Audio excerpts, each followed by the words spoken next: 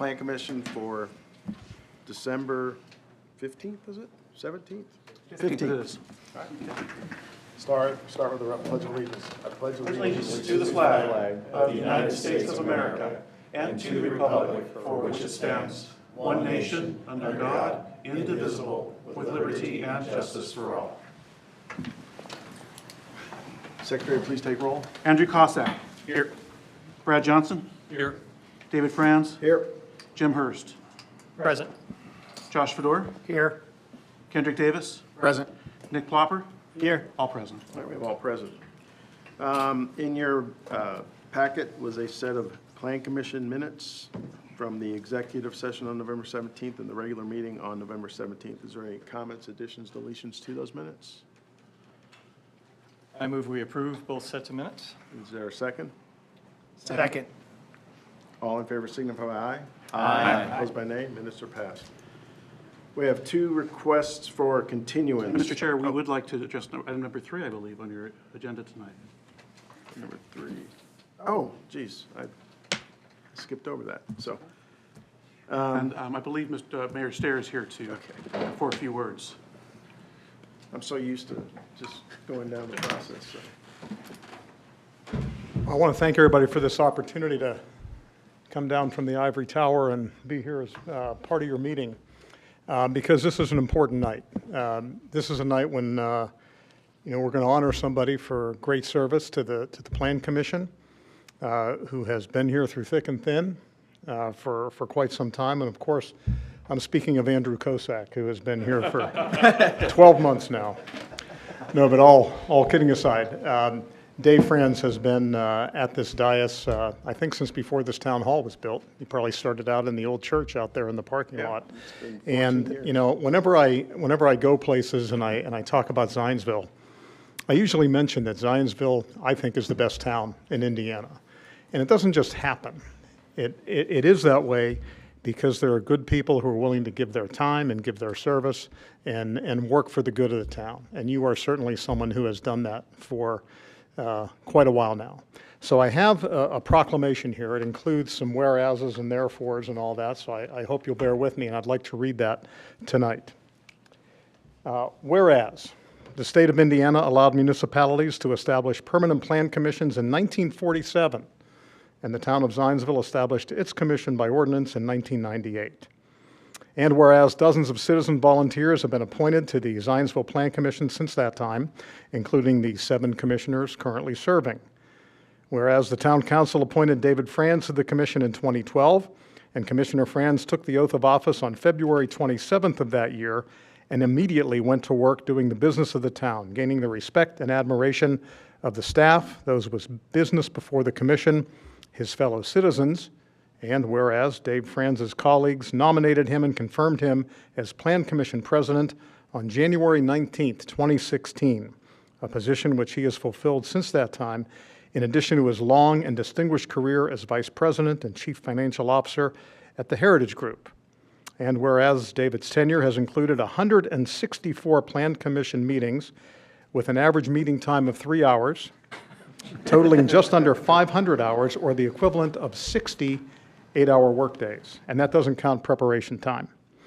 And under his stewardship, the Plan Commission has processed more than 760 petitions, including rezonings, approvals for minor and major residential subdivisions and commercial subdivisions, approvals of development plans, zoning ordinance amendments, as well as the current comprehensive plan. Now, therefore, be it resolved that I, Zionsville Mayor John Stair, proclaims December 15, 2025, as David Franz Day in recognition of his extraordinary commitment and positive impact on our community. I urge all residents to join me in celebrating and honoring David for his meaningful accomplishments and generous contributions to the betterment of our town and for our neighbors.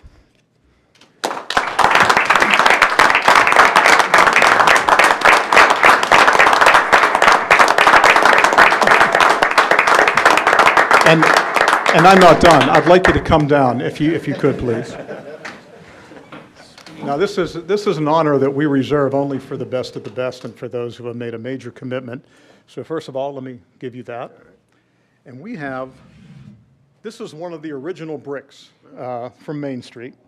And I talk a lot about these bricks when I go out to places, and I talk about how these bricks are real, and they've been there since 1850, and they're meaningful. And this is part of the heart of Zionsville. And I think that it's appropriate that you take this home with a special engraving on the front, because part of Zionsville's heart lives in you, and you've given so much to the town that this is the absolute least we could do for everything that you've done for us.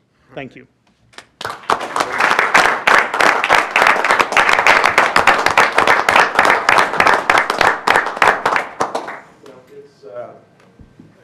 Name and address, please. I will say this. You know, when I started this, I never envisioned I'd be doing it for this long. It's been a lot of work, a lot of rewarding work. I was talking to, in our pre-meeting, that the one thing about Zionsville is people care about the city or the town. And at times it can drive me nuts. At other times, you sit back and just, think about what they're saying and everything. I appreciate everything they've done. I respect them, and I think they got to continue to keep speaking out and keeping who's ever coming behind me, make sure they're aware of what they want and how they can influence you guys. So, but this has been a great opportunity for me. I appreciate it, and this means a lot. Thank you. Thank you.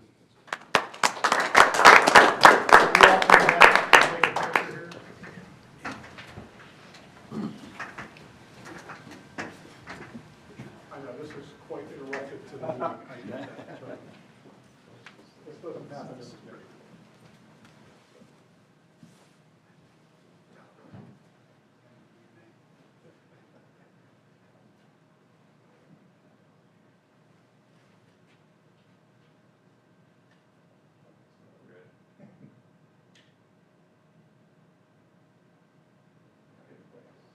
Congratulations. And have a great meeting.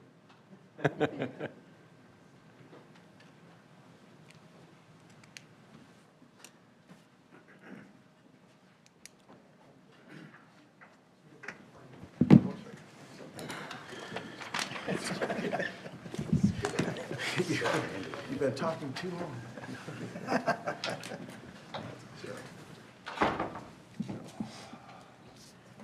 Well, it's much appreciated, so let's get on to the important stuff. We have two continuance requests. Docket number 2025-76PP. Ryan Holmes, the Enclave at Heritage Station, 7402 East, 425 South Zionsville. Primary plat to subdivide 11.15 plus minus acres and 18 single-family residential lots in the single and two-family R2 district, being part of the larger 400-lot planned unit development within Whitestown jurisdiction. A waiver to utilize the Whitestown standard for local streets is requested. Does anyone want to talk on this one? The petitioner had requested continuance, and we had informed them that we would relay that on to the board. They're just requesting the 1 month continuance to the January 20th meeting. Okay. Any questions, comments? Is there a motion to continue this to the January 20th meeting? So moved. Is there a second? Second. All in favor signify by aye. Aye. Opposed by nay? Will be continued.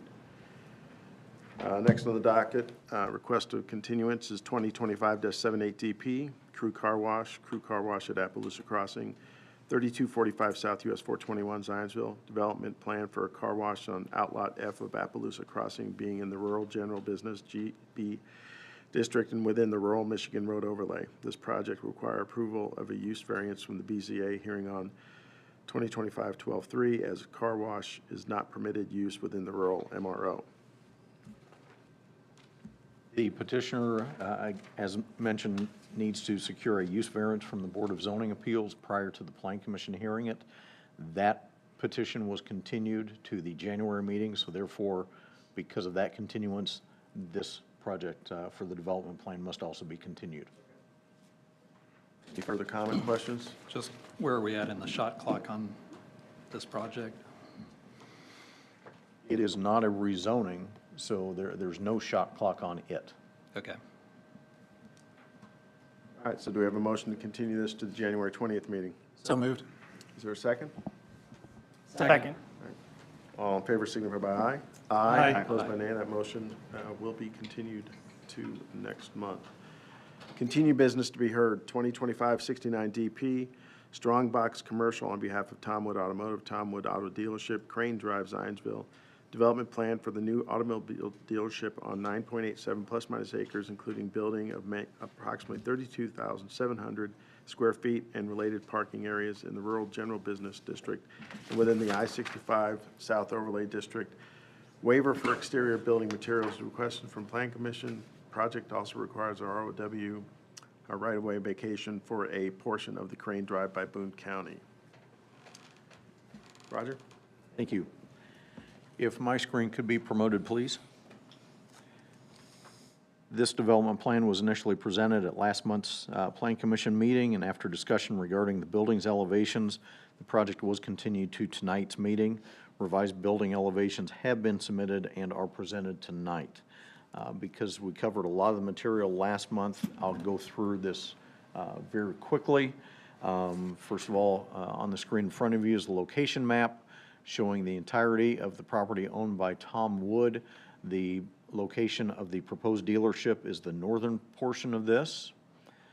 The area is entirely zoned GB, Rural General Business, but also falls within the I-65 South Overlay District. Again, just to give the site plan, this shows the proposed location of the new dealership. To the south of it is the existing Tom Wood Toyota, and then immediately to the east of the subject site is the proposed Kroger that has just recently broken ground. The portions of the building that received comments last month were really on the rear portion of the building. Again, this is the entire outline of the new dealership. The front area, it was not a point of contention, but how the walls were handled on this rear portion were. And so that's why I've just kind of outlined in red that area. The petitioner has submitted revised building elevations for that rear portion of the building. This drawing is showing on the left side of the screen. These three drawings are the original design, which were presented last month, and to the right are the new designs, so you can compare them immediately. You can see that there are some, the windows, there's some additional glassed area. There's also additional treatment, different painting in a couple of areas. There's been some additional banding provided on the building. We've got some coverings over doors. On the east elevation, this has changed significantly, again, when you compare the original design to what is proposed. One of the more, what I think will be standout, this is still a precast wall that is being proposed, but along the bottom of the building, they're proposing some stamped, what would be like concrete block within there, just to give it a stronger foundation presence. Moving on, this was how the new treatment would be presented in relation to the Toyota dealership. This is looking from the east to the west. Again, this is looking primarily at the east facade. This shows the east and the north, again, where the elements here have been enhanced. And then we get into some signage. We did not receive any new signage information.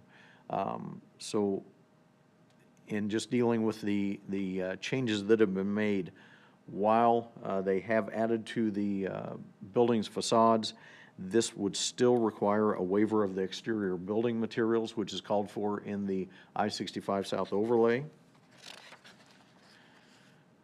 And as I just mentioned, signage is still provided, but we don't have enough details to really include that as part of the development plan approval at this time.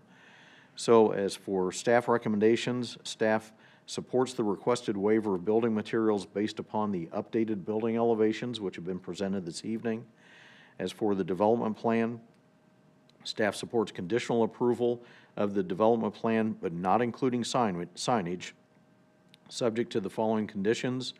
One, that the resolution of any outstanding review items identified in the comment letters identified as Exhibits 6A and 6B on the staff report, those be addressed and resolved, as well as a copy of the recorded vacation of the portion of Crane Drive, which the builder is working on with Boone County, that must be provided as well. I'll be glad to answer any questions you might have. Commissioner here? Yes. Okay, I mean, you don't have anything to add? Okay, that's good, that's fine, all right. Anybody in the public who want to speak on this one? Did anybody sign up? I don't think so.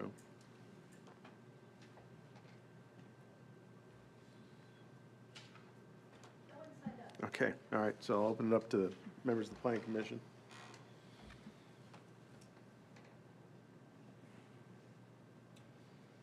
It was a nice improvement.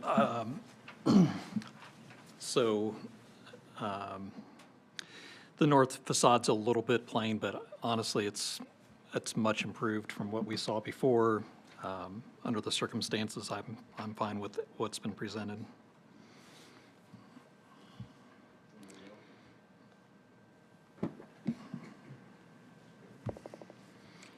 Well, I appreciate you working with us on this, so thank you very much. At this point, we have a motion on a waiver and then the motion on the petition itself.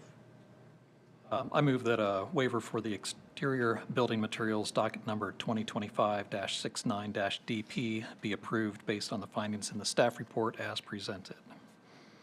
Is there a second? Second. Any further discussion? Mike, would you please take roll? Brad Johnson.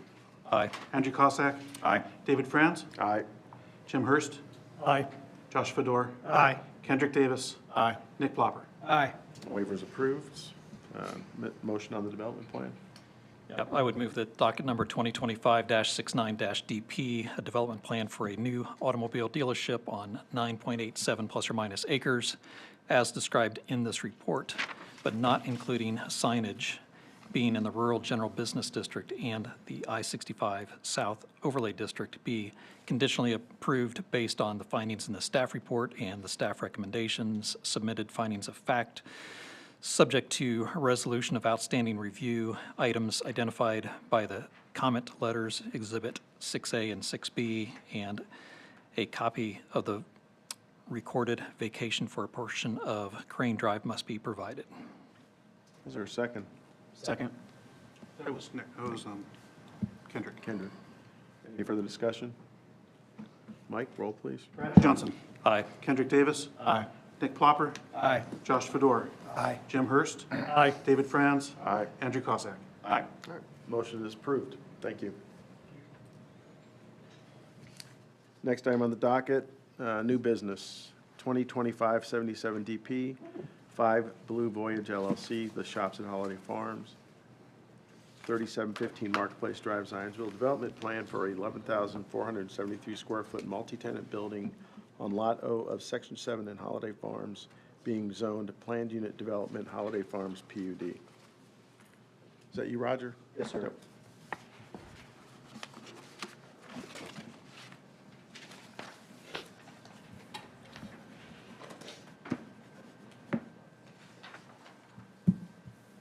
As mentioned, the petition before you for consideration is development plan for multi-tenant building on Lot O of Section 7 in Holiday Farms. As you may recall, on Holiday Farms, there are a number of different districts within that PUD. This is within the central mixed-use block of the PUD. On the screen in front of you is a general location map with the subject site outlined. It is immediately east of this Springhetti Dental building, which has been approved. To the north is Starbucks, and then to the northwest is the Kitty Academy. The site is a double frontage lot. It has frontage on both Marketplace Drive and on Michigan Road, or US 421. On the opposite side of 421, you have Interactive Academy to the southeast, where townhomes are going to be constructed, and then also the Century Senior Living facility up somewhat to the northeast. The current zoning map does show that the site, as well as those immediately adjacent to it, are all within the Holiday Farms PUD, other than the Interactive Academy property, which is zoned Special Use 7.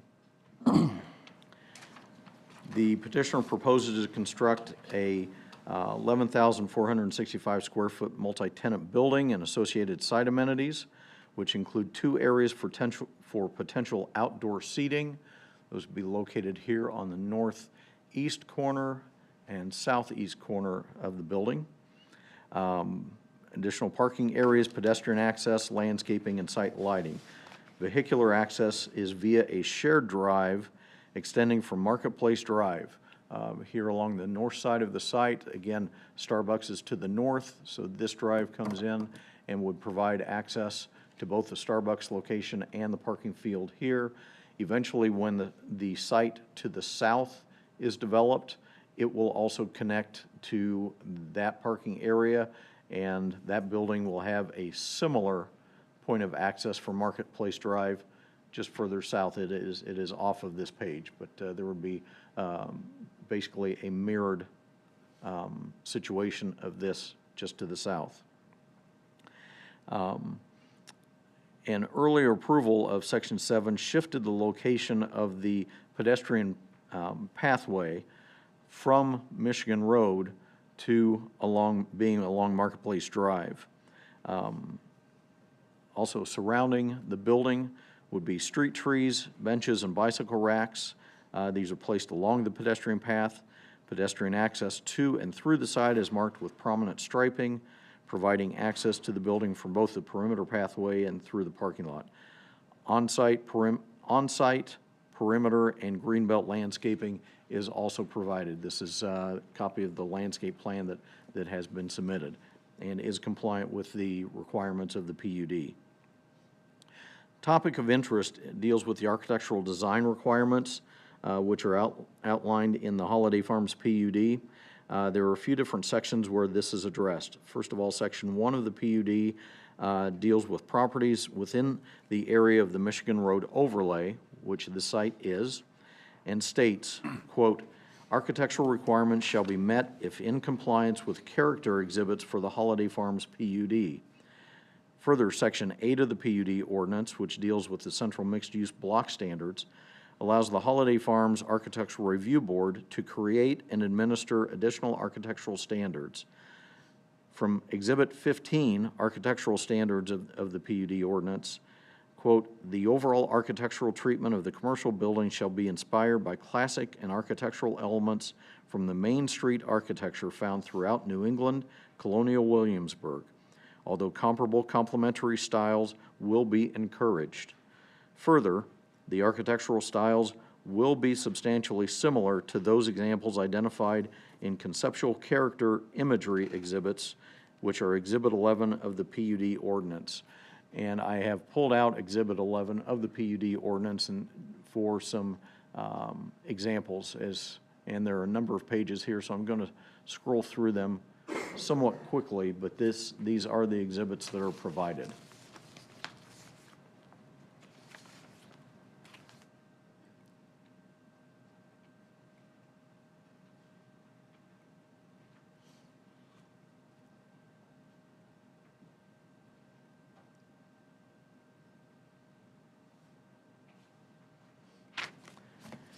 The petitioner has submitted building elevations, first of which is on the screen now, which are of a contemporary design not directly reflective of the quote-unquote Main Street architecture found throughout New England and colonial Williamsburg.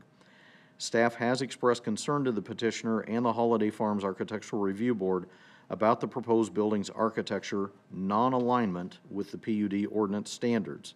Of specific concern to staff is the pedestrian experience one would have along Marketplace Drive, as the proposed building's facade is relatively flat with minimal offsets and does not provide some of the design interests which are depicted in the conceptual imagery of the central mixed-use block. The submitted building elevations have been approved by the Holiday Farms ARB. The building's massing and materials do meet the text of the ordinance, although the architectural style does not match the character imagery. Let me go ahead and continue through the building's facades. This would be the facade that is facing Michigan Road, and therefore between this facade and Michigan Road, if you think back to the site plan, is primarily the parking field that would be available for this building. Then on the side of the building that is facing Marketplace Drive, which again, the pedestrian pathway would be in front of this building. This is a facade that would face Marketplace Drive. Again, those same two building elevations, the one on the top of the drawing is facing 421. The one below is facing Marketplace Drive. Then the end elevations, should be pointed out that, let me think about this for a second. This elevation would be the south-facing elevation, and the one on top would be the north-facing building elevation. They are showing kind of planters that would be around some of the proposed seating areas. And then this is somewhat of the floor plan of the building. Again, this would be the Michigan Road side, showing the outdoor seating areas, and this would be the Marketplace Drive side. Here are depictions of what would be the dumpster enclosure, and also the building's identification sign. This sign is permitted within the PUD, and it's also important to note that the materials that are utilized on both the enclosure and the identification sign would match some of the materials that are on the building itself. Again, the Holiday Farms Architectural Review Board has had a chance to review both of these and have also signed off on these. The only thing that staff would need to review on the sign is that the individual signs for the tenants, that those still comply with the requirements of the PUD ordinance itself, but the overall size of the monument sign does comply. Staff supports conditional approval of the submitted development plan with the following condition: subject to resolution of the outstanding review items identified in the comment letters identified in the staff report as Exhibits 5A and 5B. I'll be glad to answer any questions you might have.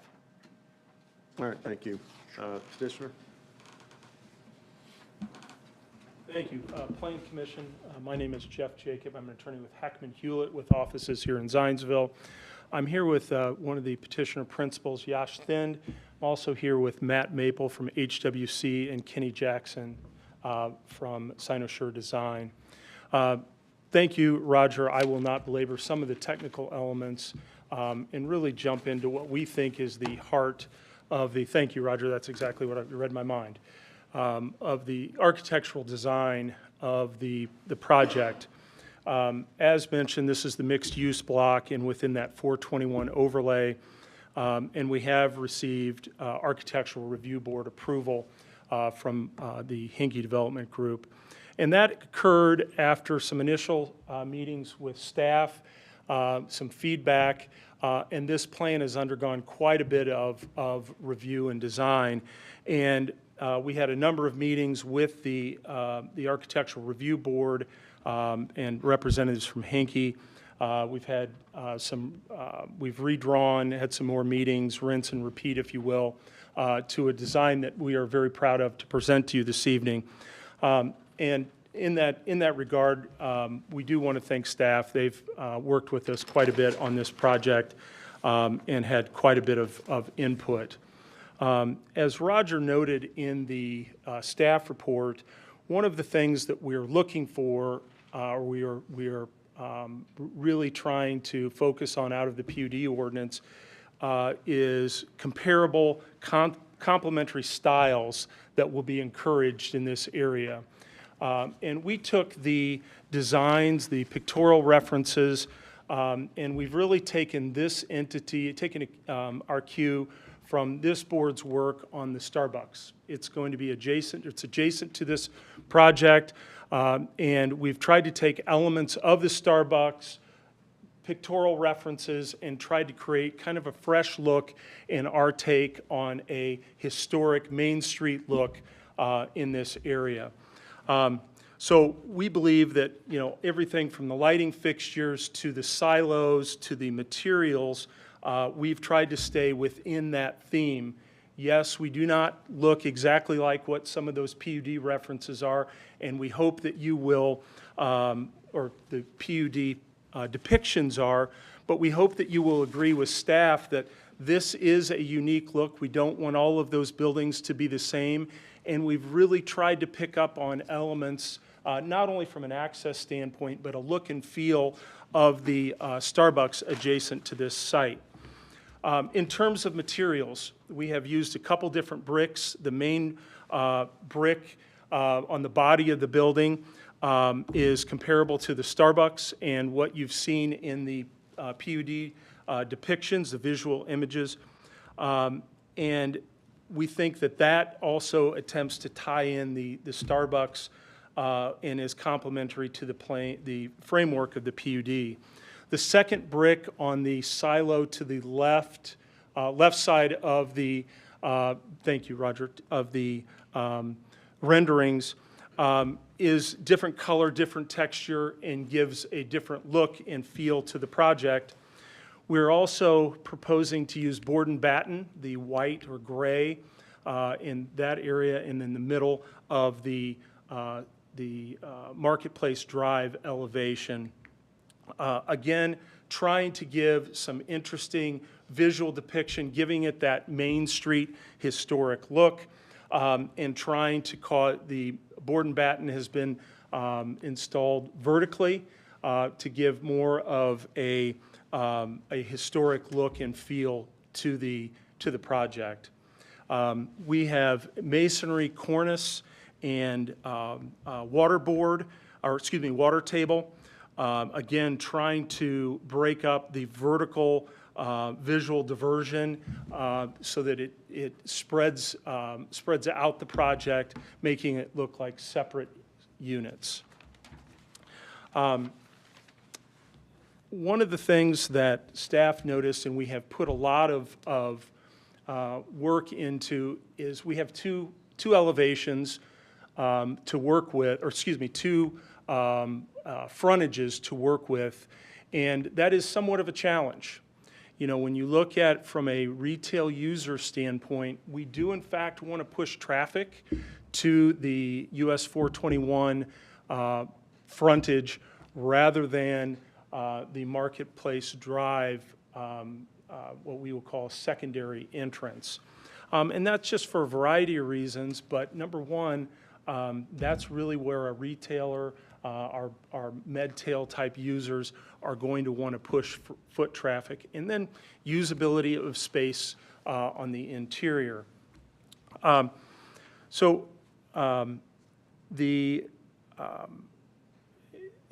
So we really have tried to pick up elements of the visual depictions in the PUD, the Starbucks, which this is, we know you put a lot of effort into, and we've tried to harmonize those because they'll be adjacent to one another.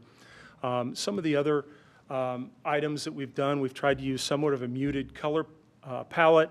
I mentioned the lighting fixtures are rustic, and then we've also tried to create some depth to the project with the frontage offsets. We are happy to answer questions. We would certainly appreciate your vote this evening. And consistent with the staff report, there were a couple of items, conditional issues, certainly the signage approval. The stormwater permitting issue, we very much note, and the fire department comment has been resolved. But, so thank you, happy to answer any questions. All right, thank you. At this point, is there anybody who signed up to speak? All right, I'll throw it open to members of the Planning Commission. I signed up. I got here late. I had a meeting at 11. I don't know if I can still speak, but I didn't get your application. Is it this petition? Not on this petition, but on the Harry Township. We haven't gotten to that yet, Mr. Bell. No, that's all right. All right. I can start. So the one thing for me that jumps out is the dumpster enclosure being in the front of the building. I'm just trying to think if there's precedent for that anywhere else along the Michigan Road corridor. It just seems like there's got to be a better place than having it front and center facing, the gates facing Michigan Road 421. I'm wondering if there's a space in between this building and the one that will go into the south that could be a shared dumpster enclosure, something like that, that could be worked out, but I just, or even something that comes off of the parallel road, the market, is it Marketplace Drive. I don't know, that just to me seems like something we don't want to set a precedent for. I mean, if we have dumpsters in the fronts of buildings, like every business is going to want to do that. So that's one thing I just don't like. I don't know if there's something we can do to work that out. Secondly is I see pictures of the board and batten, and it just looks different than what's being shown in the drawings. What's shown in the illustration, the photograph, I should say, is more appealing than the narrower vertical pieces, but almost all examples of, especially stuff that's shown in the illustrations, almost everything that's in the precedent images, and if you look at board and batten, usually you don't see 2 stories of constant board and batten without a break. And so for me, I feel like there needs to be some kind of a horizontal element that breaks that up, if that's the material that's going to be used, whether the awnings get extended wider to be that horizontal break. And then the north, the corner that's using that board and batten just looks vastly different than any of the precedent images, that northeast corner. Again, I do like the idea of introducing some new materials instead of it all being monotonous of just brick. Brick is beautiful, but brick can also be monotonous if it's overused. So I don't necessarily dislike the idea of adding board and batten. I think it should be a wider wale, if that's a term, and then just something that maybe breaks up the top to bottom consistent, I don't know, just the large area that's from top to bottom being the same. Those are my comments. Again, for me, the dumpster enclosure to me is a big issue. Yeah.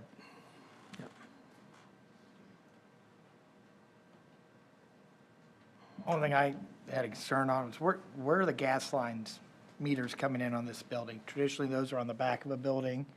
I didn't see where the gas meters are coming in for this. I would assume they're on that back, or that west facade there, but. There's a drawing on the, showing the south facade. There's a rectangle shown on the building that shows where they're planning on putting those on page Exhibit 4. It's near the end. It's maybe. On the screen, that would be located in generally this area. It's the 4th illustration page from the end of all the illustration pages. Which, I mean, I kind of get that instead of it being on the back of the building where that is now the pedestrian corridor, maybe on the side of the building it's less conspicuous there. Did you see that, Josh? I found it, yeah. Cool.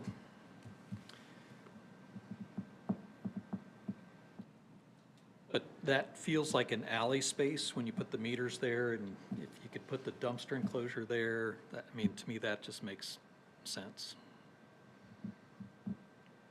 And a petition has been filed or we have at least had a pre-filing meeting, I should say, for a building to be constructed on the lot immediately to the south of this.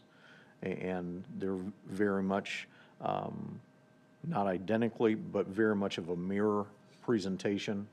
So this area would be somewhat tight, and more of, that building would also be proposing its utilities opposite this one. So in between the two buildings? Yes. Yeah, great. Are they going to have their dumpster in the front parking lot too?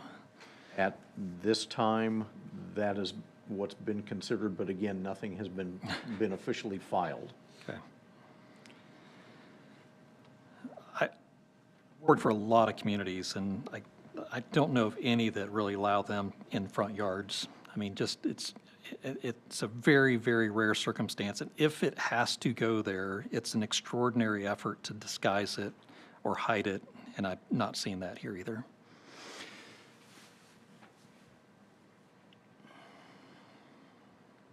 Any suggestions on where it potentially could go? I would put it in between the two buildings. I mean, to me, that's an alley-ish looking area. It would be one dumpster to serve both buildings possibly. How wide's the alley going to be, do you know, Roger? I mean, there's got to be 20. Again, it's not an official alley because there would not be, we know be that, yeah. vehicular access through there. But, I'm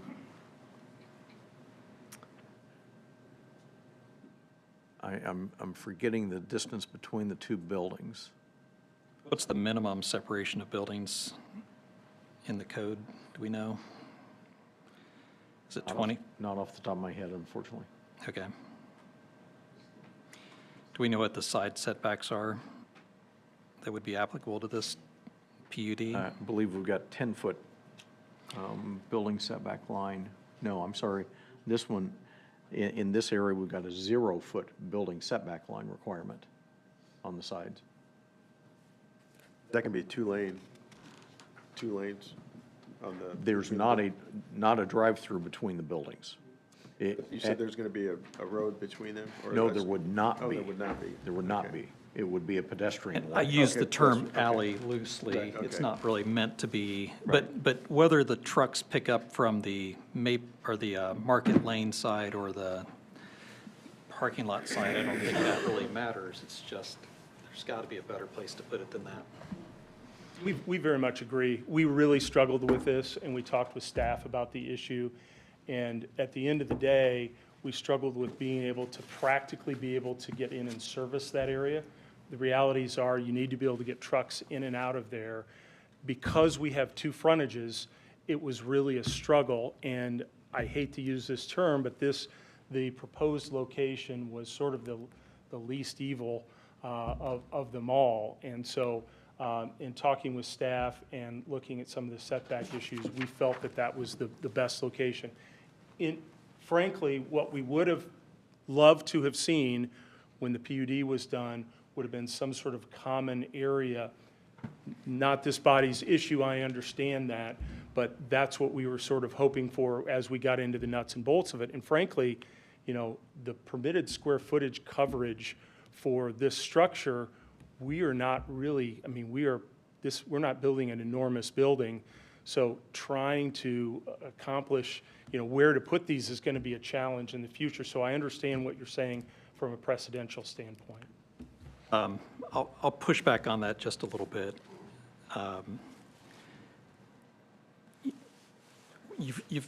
This particular site, if it has 0 setback requirements, and pretty generous setbacks for the parking lot as well,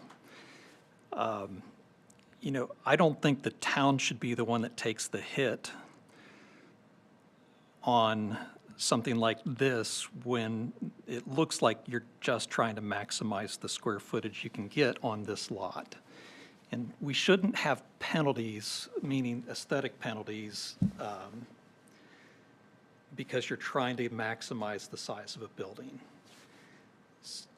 So, you know, if you need that size of building, take down more land, you know, buy a bigger piece of ground that can fit that size building with the dumpster enclosures hidden or in a less obvious spot than than this. To me, it's like, hey, we got the building to fit, we'll just throw the dumpster over here. To me, that's got to be an integral part of design. And that's the way it's carried out in the vast majority of communities.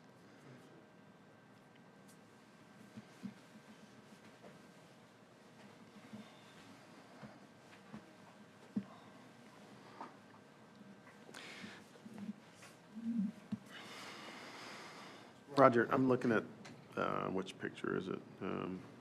It's one of the renderings, color ones. It's 0202. So it's got a drawing, I mean, the sidewalk that actually is in front of the building looks pretty narrow. Is the depiction of those lines, is that going to be the pathway? What, I will say, what is not shown on here are the foundation planting, the grassed area in front of the building, but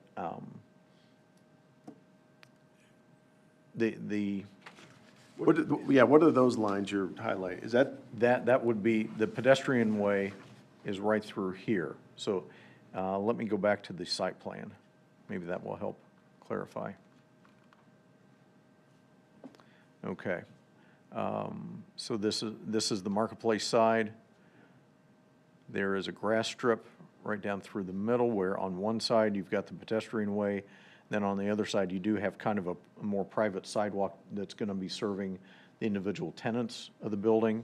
And then right next to the building, you've got grass strips also, landscaping strips also.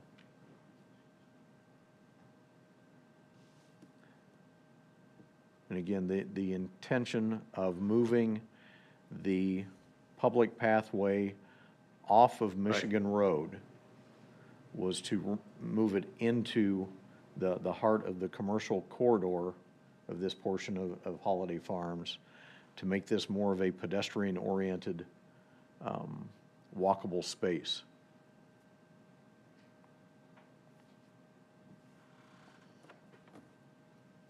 If I'm owning a building across the street, I'm going to hate looking at that back of that building, because that's essentially what it is, the back of the building on the street.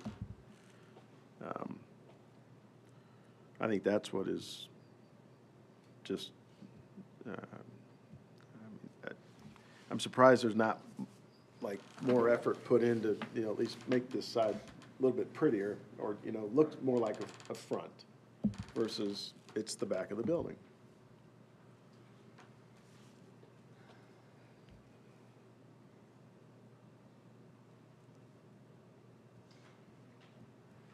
Yeah, I concur. Has there been any thought to do something different with the back of the building, or it's just the front of the street? Yeah, no, we have, absolutely. There was quite a bit of thought that's gone into that, not only with staff, but with Hinkey's group. We understand your comment, and, there are some practical considerations with that. And so, one of the things that we are looking to do is, as mentioned, from a retail use standpoint, what we want to do is really, we do want to drive foot traffic to the Michigan Road or 421 side. So we did want to have, we actually think quite a bit of design, I don't want to say the majority, but a significant amount of thought and redesign went into the Marketplace Drive location. And we were trying to balance having a primary entrance and a secondary entrance, and trying to, from a practical tenant standpoint, use that methodology to sort of focus the entrance to the primary Michigan Road side.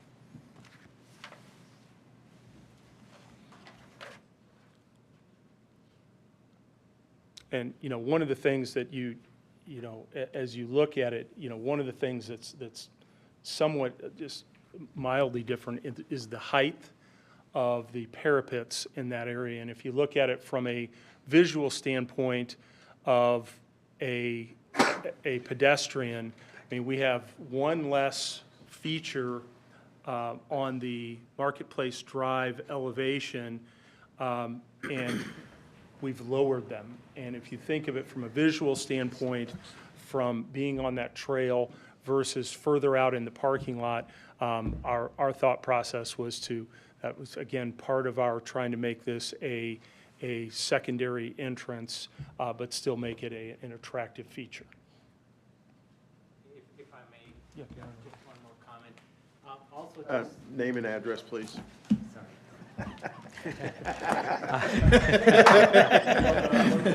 thank you. Just one comment on the Marketplace Drive side. I think all your concerns are that have been raised are very well-founded. I think we've gone through several iterations with the town staff as well as the Henke Architectural, the Holiday Farms Architectural Review Board. The one aspect, I think Jeff has hit on most of them, but from Marketplace Drive, there will be landscaping between the building and the sidewalk. And that's something that is not depicted on these renderings. I guess one has to look at the landscape plan and kind of envision that landscaping, and I think that will add a certain amount of depth to this side, whereas the Michigan Road side is pretty much what you see. I mean, of course, if you're standing on Michigan Road, you will see the landscaping in that berm in between, but if you're in the parking lot, that's the view that you get. So I think that's just the one point that I wanted to make, to kind of, that landscaping does change, just does, it factors into the overall look. Thank you. I'm thinking too, like as you're headed south on 421, how often are these, enclosures open? And so as you're driving, you're literally looking right in through that enclosure. And if you've got, pizzerias or different places in there dragging their grease and all that stuff out, they're walking through, all of your main flow of, if they're wanting to attract people to come in, kind of that direction. I mean, you can kind of see what the Chick-fil-A enclosure looks like. That's right out front in the middle of the parking lot. There's always a trail, out to there walking through stuff. So I think that's a, good point of it being what you see right What you away. smell, what you see. Yeah. I mean, is there, and just asking, is there room to move this kind of east a little bit, not forsaking parking and all of that to allow a little more, we're talking a dumpster, like a, Yeah, go ahead. Matt Maple, HWC Engineering, 135 North Pennsylvania Avenue, civil engineer for the project. Yeah, I mean, you're kind of handcuffed on lots of different spots with this. We've talked about it lots of times. We went through with staff. We did beef up a whole bunch of landscaping, even in addition to the requirements for the buffering on Michigan Road. I'm sure that that doesn't necessarily alleviate your concerns. I think the only thing that makes sense to me would be to rotate it 45 degrees and point the doors inwards towards the facility. Does that make sense at all? Then you wouldn't have, I could put additional screening on the east side of it, so it would be buffered kind of twice to Michigan Road. Would that be acceptable? For me, no. For you, no? We've got to get I a mean, trash truck through there is the main thing. And I understand. Yeah. So, I mean, I've seen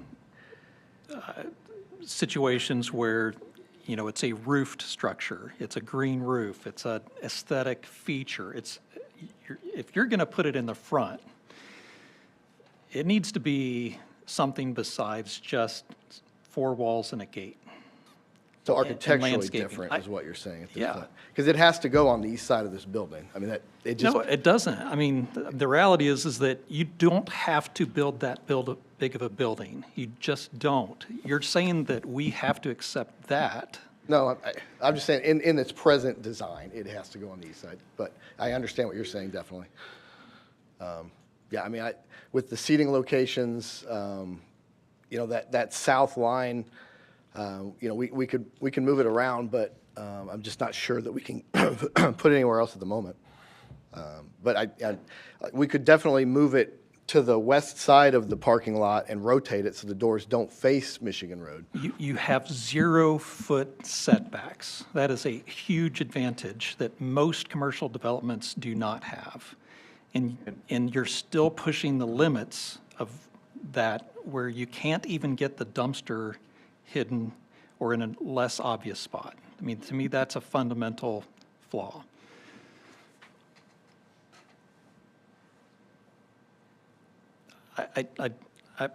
For me, I would make a motion to postpone this and ask for a redesign and try to figure out some creative ways to resolve this. So either designing something that's phenomenal for a dumpster enclosure, where it's not going to be obvious to the average person driving by, or get it in between the buildings or something.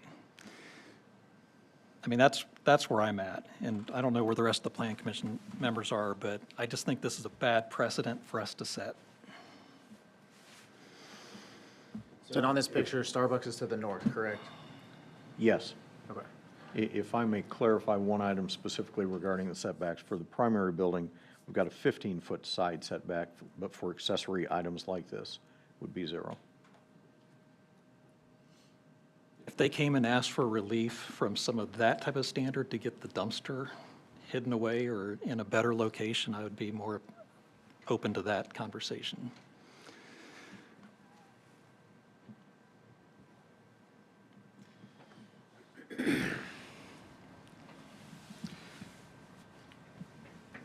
Understood. I did hear, just from a clarification standpoint, I did hear some comments about the board and batten and some horizontal breaks. Were there any other architectural concerns, hearing that we've got a request to move this potentially a month or to the next meeting? Other than our dumpster and the horizontal break, any other feedback for us? I think Dave Franz was speaking earlier about the rear facade, the facade Yes. needing some additional attention. I don't know if, maybe he can add to that. No, I mean, I don't know what you can do, to be honest. I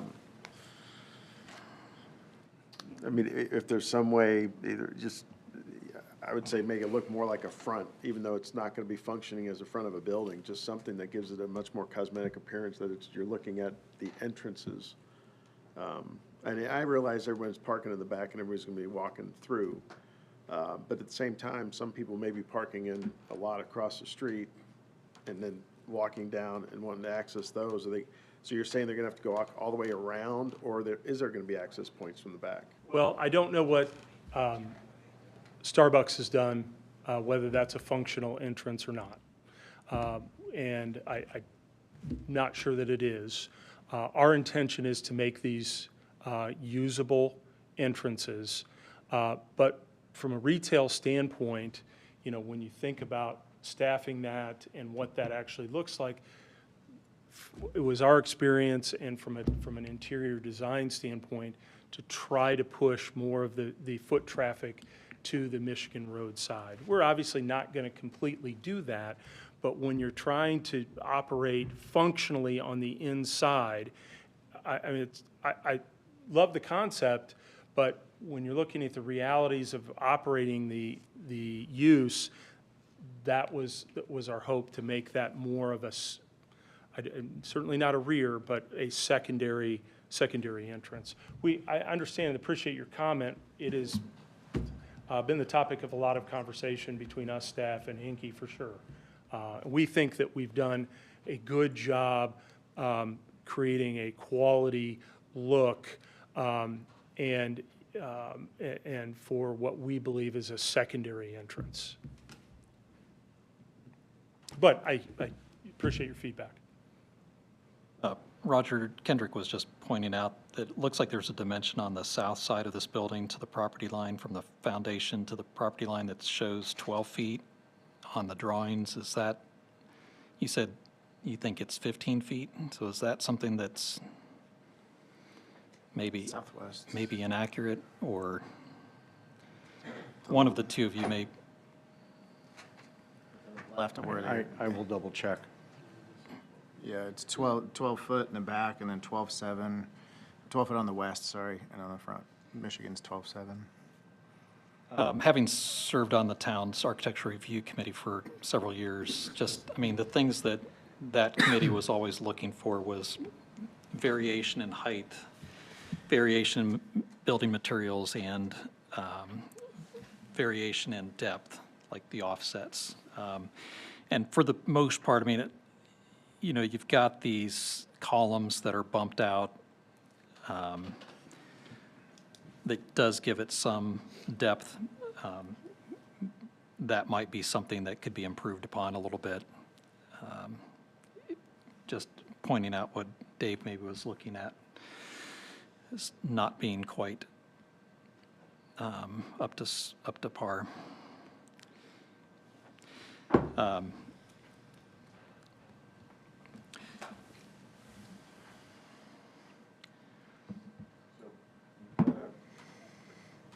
Motion to? Yeah. Or what, you got something over here? Yeah, one more thing. The rear side of this building, what I call the rear, the secondary entrance side. Marketplace Drive. Marketplace Drive, thank sir. you. I do express some concerns as well with how that's going to look for the neighbors in there. Can we get a little bit more of a robust rendition or version of what the landscaping is going to look like from back there? Because I think, based off what I'm seeing here, it looks like the trees may really soften that rear entrance for the adjoining neighbors. But it's tough to tell by looking at the landscaping drawings here. Happy to. Anybody else have any comments?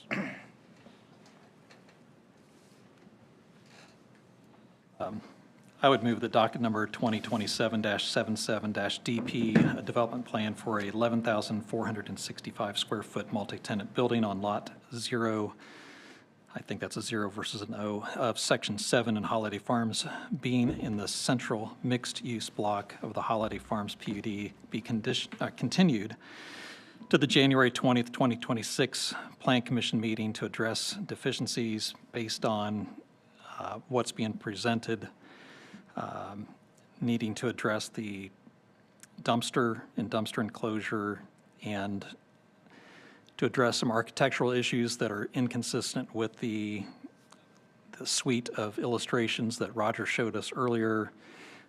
Not to suggest that we need to mimic that, but possibly get a little closer. Address the board and batten, and possibly some horizontal elements to break that up, that type of thing. And then based also on comments from Dave Franz and Josh Fedor.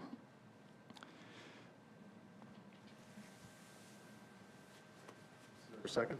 Second. Any further discussion? Mike, would you take roll, please? Brad Johnson. Aye. Josh Fedor. Aye. Kendrick Davis. Aye. Nick Plopper. Aye. Jim Hurst. Aye. David Franz. Aye. Andrew Cossack. All right, we'll see you next month, Yeah. or some of them will see you next, some of us Oh, will see you next month, so. Thank you, by the way. Thank you. We'll see you next month. We'll sharpen our pencils. Thank you. Next item, 2025-79 PP, Karen Sutton and Christian Meeting Corporation, 6100 South, 275 East, Zionsville. Primary plat to subdivide the 11.52 acres into 3 lots being in the rural general business district. You got it? Okay. Yep. Yeah, so 2025-79 MP is Christian Meeting Corporation minor plat.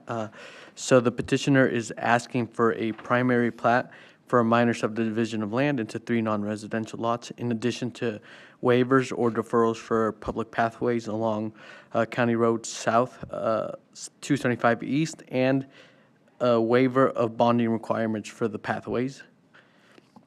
So currently, the subject site is located on the southwest corner of South 275 East and East 600 South. The site is zoned rural general business. Table 2 of Section 194.082 permits churches and schools by right. So therefore, the two existing uses on the two parcels are permitted uses, or I should say on the current parcel. The property consists of about 11.36 acres. Again, a school and its associated storage facilities are situated towards the front of the site. So over here.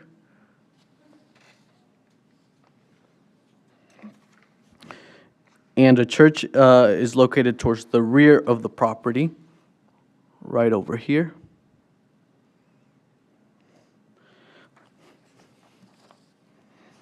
The surrounding area is rural in character with agricultural lands and large lot residential parcels. Specifically, to the north, you have a large parcel owned by the petitioner and is zoned agricultural and contains a large detention pond that serves the site. To the east, you have 3 residential parcels zoned rural general agricultural.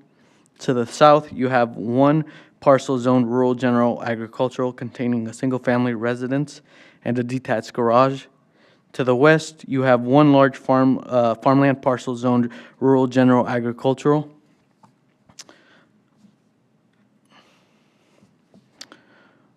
The property was presented to the Plan Commission last year for consideration of a development plan involving a 2,600 square foot canopy building addition, parking improvements, updated landscaping. The petition was approved, but the petitioner did not proceed with the project and is now seeking to subdivide the land into 3 parcels to separate the church functions from the school functions. The proposed lot sizes would be, for Lot 1, 3.72 acres, containing the 1-story school and detached structures.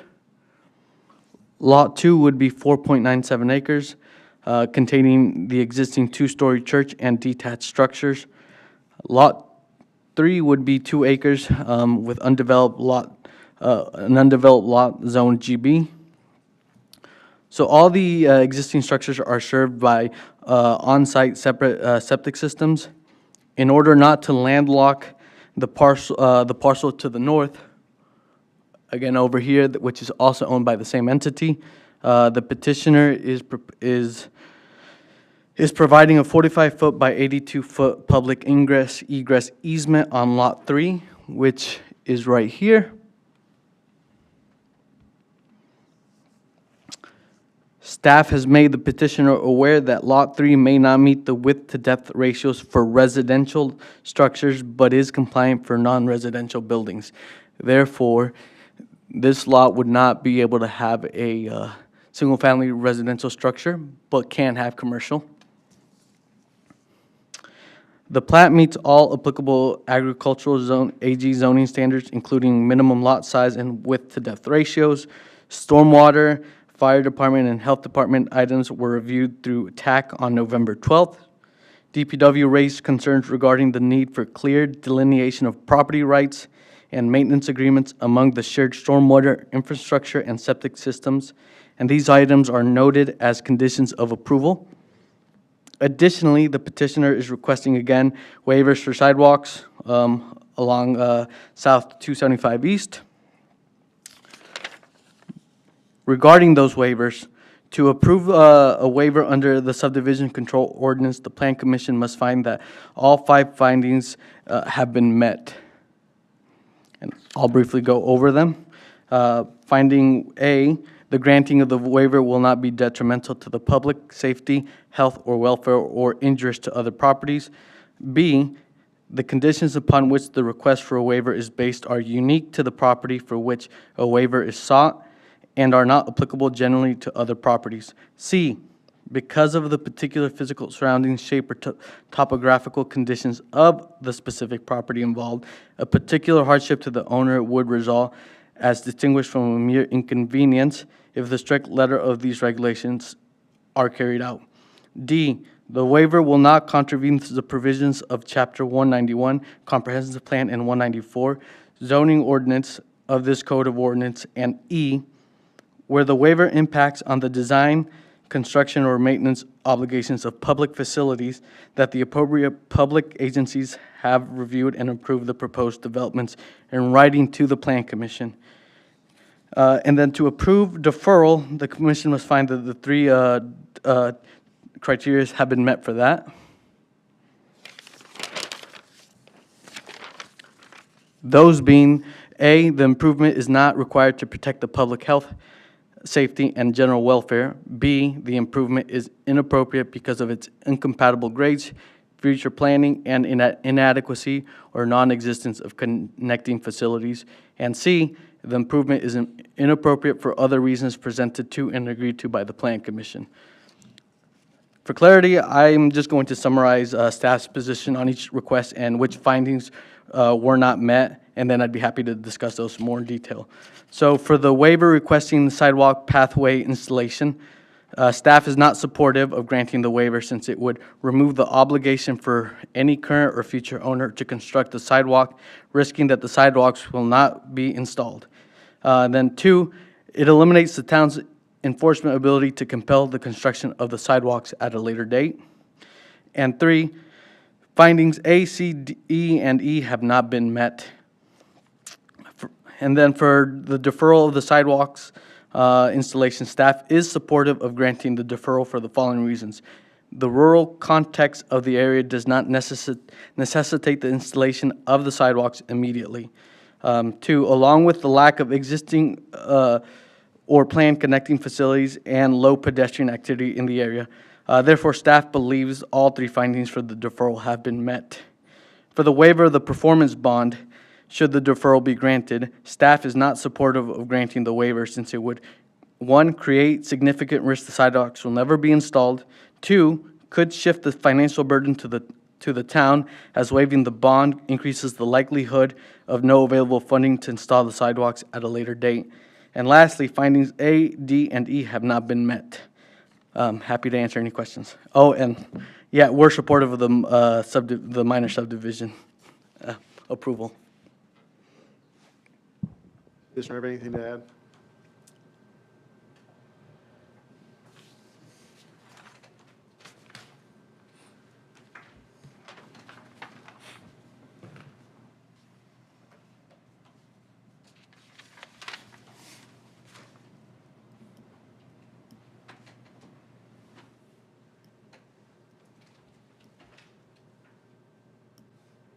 Karen Sutton, Kuhn and Gustafson Land Surveying, P.O. Box 70, Zionsville. I don't have our new address memorized yet. The purpose of this platting is to separate the school property and the church property due to differences in insurance requirements. It would lower the liability of the insurance. The third lot is being created because there is already existing a fence that goes all the way across the property. As far as I know, there are no planned uses for that lot. Are there any questions? Not yet. Okay. I got to check to see if anybody signed up to speak on this one. Just Karen. All right. Oh, sorry. Scott, Scott Dell or Pell? That's apologies. Yep, so Is that for this, or is, I'm doing the rezoning. You're looking at the comp plan, Mr. Pell, Commissioner Pell, is that correct? You wanted to come tonight to talk about the comprehensive plan? Yes. Okay, that would not be this, it would be the next one. That's what I thought. Okay.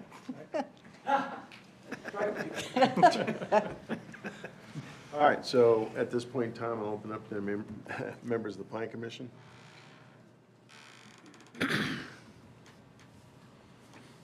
So this is just to lower insurance liability? There is a difference in cost in the insurance between the church and the school. The way the property is set up right now, it's all one big piece of land. It's been bought in pieces, so there's different tracks but it's one parcel, one deed. And so for insurance purposes, they lump the whole piece of land together.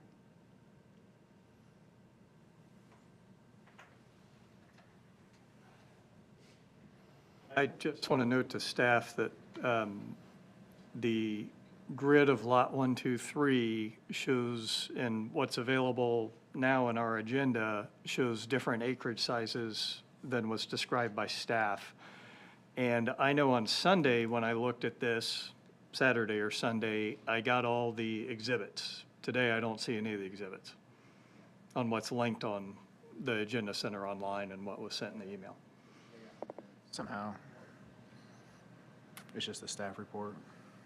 So the staff report is missing with, But it was there It was yesterday. Staff report Yeah, is Saturday there. or Sunday All was of the there. That's what I exhibits looked at. like this are not.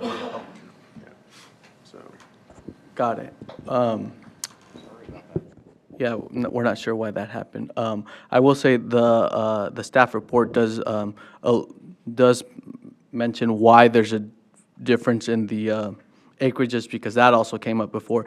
The difference in acreage is because right-of-way dedications and the zoning, the subdivision control ordinance says do not count detention ponds towards the acreage. So they're not going to match what the actual total. Sure, forgive me, I was talking about your verbal testimony from the staff report and what the staff report reads that's here in front of me linked in the agenda. Got it. Apologies for that. I have on the plat, gross and net acreage. The gross is what the overall lot is, and then the net is minus the right-of-way and the detention areas. Thank you. I think I just was, I just Yeah, meant to be okay. explaining to staff that what is available to us tonight, I don't think is the correct packet.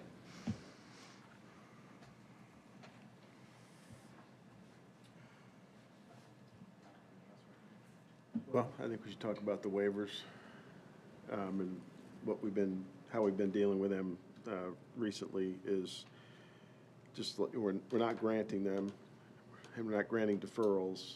I mean, we're granting deferrals with a letter of credit. So I think have moved down toward that path and that precedent, and I think that's, our plan is to continue to adhere to that. So I just want to let you know. That would be a letter of credit or a bond, or? A letter of credit or bond, some sort of financial backing to support when those sidewalks would be requested to be put in. Those are the only two options available to in the subdivision control ordinance. Correct. Okay. What are the estimated costs of those? Because it sounds like this is only being done to save money for insurance. Is that going to be a net zero for them? Just to hold the bond or the letter of credit? And again, I mean, the bonds, it's something that they've got to come up with. I mean, it's a pretty decent sized lot, so my guess is there's going to be some significant, I don't know how many linear feet of pathways it's going to be, but it looks like it'll be a decent chunk. The frontage is 711 feet. Do you have somewhere that requirements for that path can be obtained somewhere online? That's the property owner's responsibility. We can't point you in that direction, so. Yeah, you can talk to staff about that, and there's a way. Okay. They'll require you to estimate the cost, and that Yeah. will Okay, assist in the calculation of the required surety. Our staff could work with you on that. okay. But you'll have to, the surety is not through the town of Zionsville, it's through a third party. Yeah, in which there's a pretty significant cost involved. So if it is to save on insurance, that's kind of why I brought it up. It may be a net loss to actually do it this way, obviously depending on how much your insurance is, but, to go through this process, it might. So So there's no trigger unless we approve this as a minor subdivision, correct? Right. It's the change that's requiring the Right. pathways. Yep, as soon as you subdivide, then that triggers the requirement for side pass either being installed now or deferred with a bond. Yep. So functionally, how would that work? I think we've asked this question again, but, so we approve this, don't grant the waiver subject, and is the approval then subject to the letter of credit or, surety, or how does that work? Yeah, that's Okay. exactly right. Okay. I would say it's exactly right. Yeah, it's a condition, and it's a requirement of the ordinance, so the petitioner, before they could really have that approval, would need to submit that to the town, and it has to be in a form acceptable to the town. And it would need to be in a form acceptable before we allow the plat to be recorded. Right. Okay. We want to conditionally approve or Well, it would be continue to the condition- next meeting? No, well, I think it's conditionally approved. I mean, we would vote to conditionally approve it. I mean, go through the process for the denial of the waiver, deferral, all that, and then we could conditionally approve this. So would But in the that, granting of the deferral, you could make that condition upon the financial security being provided prior to recording.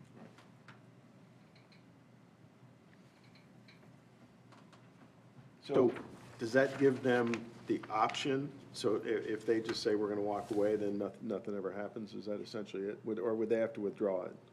Or No, if they did not post the security, then staff would not allow the recording of the plat. Wait, Roger's got something else. As a reminder, what you're considering tonight is a primary plat. Should the primary plat be approved, they would still have to file paperwork for a secondary plat. That is an administrative approval. It's the secondary plat that would be recorded, but it would not be recorded until the bond would be provided to the town. So you don't have to do a conditional approval of the primary plat, because again, the primary plat is not going to be recorded. It would be the secondary plat, and the secondary plat would require the bond to be provided to the town. I agree, but would there be any reason not to make the grant of the deferral conditioned upon actually providing the financial security required? Or I was speaking of condition of the primary plat, not the bonding or the deferral. So thank you. So I'll ask you, do you want us to proceed as, I mean, at some point, there will be a very large investment in sidewalks that somebody will be responsible for, so.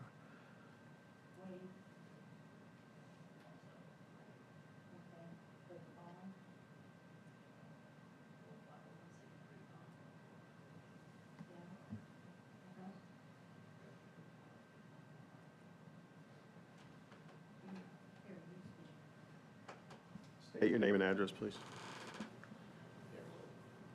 Louis Samuels with Christian Meeting Room Corporation, address 5130 Melbourne Place, Zionsville.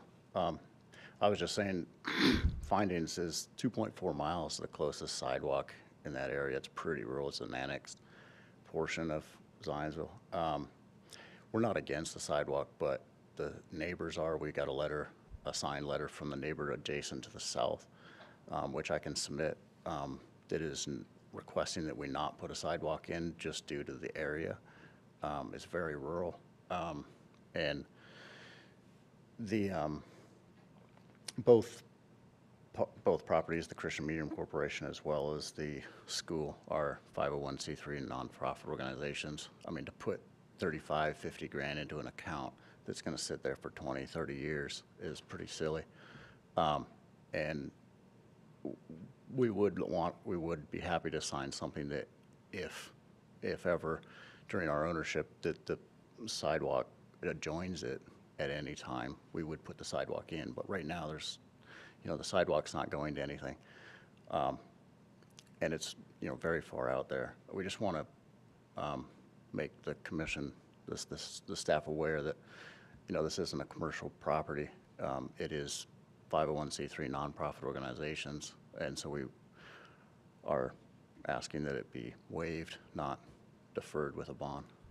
Well, I mean, we have to treat 501(c)(3) property. Yeah, I get it. Requirements are the same as any other property owner. So, and we're running into issues associated with these things being deferred or waived in the past, and they're coming up now. So,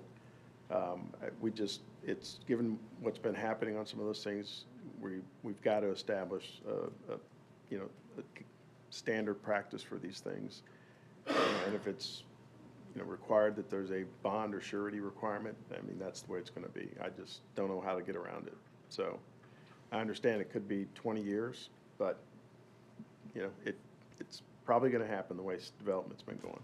Yeah, I mean, you're a half mile away from it's going to be a 3-foot in diameter water main, and you're probably about a mile away from what could potentially be a brand-new fire station training facility. So it's, in right off of State Road 267 with Ronald Reagan coming in right there. So as far as I don't think it's going to take as long as we think it's going to take for it to get there. I know it's rural right now, but stuff's moving pretty fast, so we have to. I mean, that would be great, and we would put the sidewalk in if there's a sidewalk to join it, but right now there's not.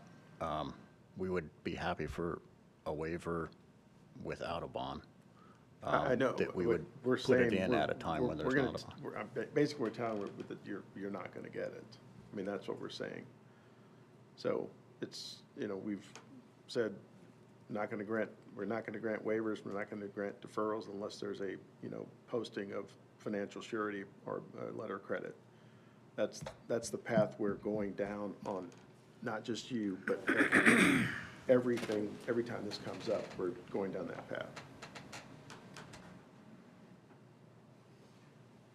This comes up a lot. I mean, we've heard quite a few requests for this, and I don't know if, maybe there's been some in the past that have been granted, but I don't know of any that have, whether it's a church, school, single-family residence, or whatever. It's just, they all are getting treated the same. I would remind the commission, staff went through with detail the factors for the waiver, and they focus on the issues of the land, and none of them take into account the financial circumstances of the landowner or petitioner or their status. And so you're bound to follow your own ordinance, and your own ordinance sets out the factors. And so if you look at the factors that were covered, the reasons for a waiver, I would just remind you to have those guide you in making the decision that you need to make, with all due sympathy and consideration for what the petitioner says. That's really not supposed to be something you consider.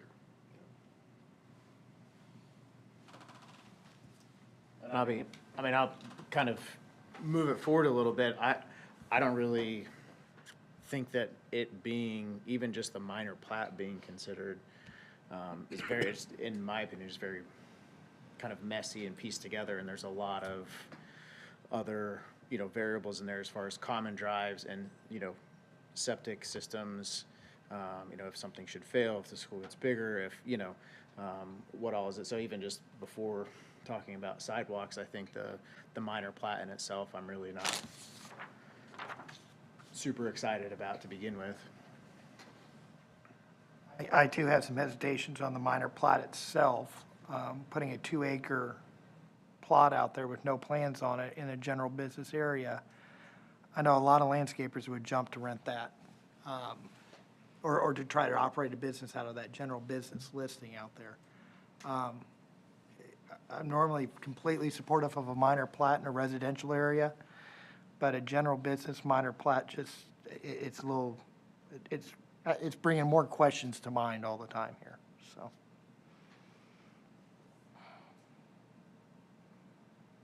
I mean, is there any intent at this time for that 2-acre plot, lot 3, to be used for, what's the thinking behind that?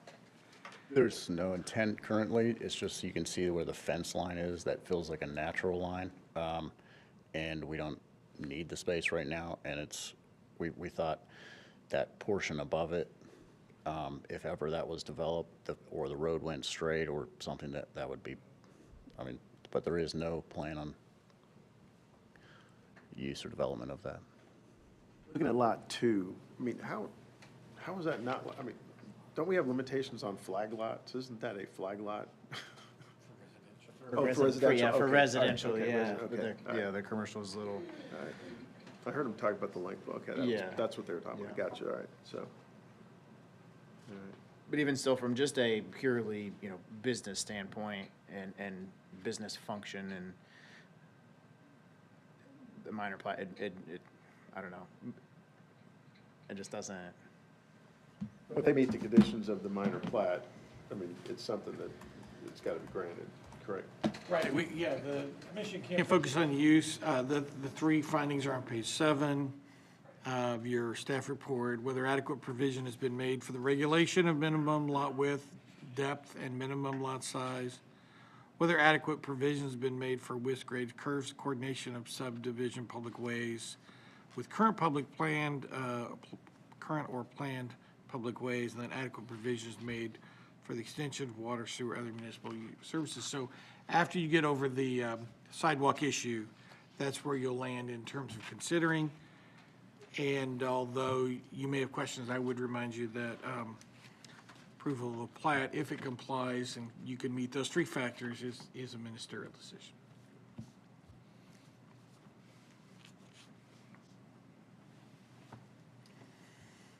So you might want to take the waiver first. Yeah, no, definitely take the waiver first. All right. Do we have motions then? Do we want to start the process?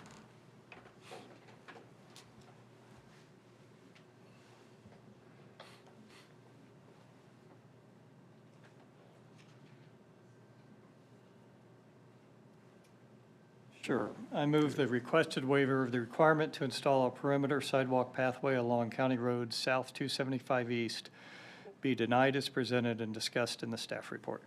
Is there a second? Second. Sorry, who's that? Nick. Further discussion?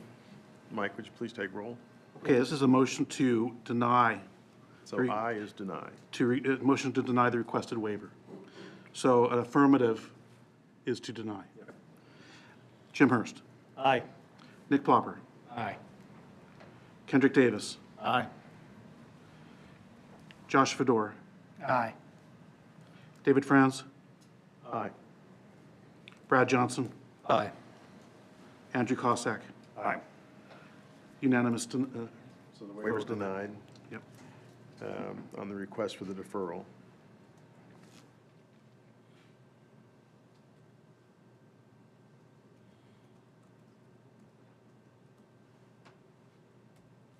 Is this where we needed to add some conditional language? Could we do this as one? Or should we do it as two and then the, You could do the deferral and the bond together. yeah, so. Do you want to take a crack at that, Jim? Right. Thanks, Dave. I took the easy one for a reason. I move the requested deferral of the installation of required perimeter sidewalk pathway be approved as presented and discussed in the staff report, but that the requested waiver of the requirement to provide a performance bond or letter of credit when deferring the installation of the pathway be denied as presented and discussed in the staff report. Is there a second? Yeah. Sorry, second is? Okay. Nick. Any further discussion? Mike, roll, please. Jim Hurst. Aye. Nick Plopper. Aye. Kendrick Davis. Aye.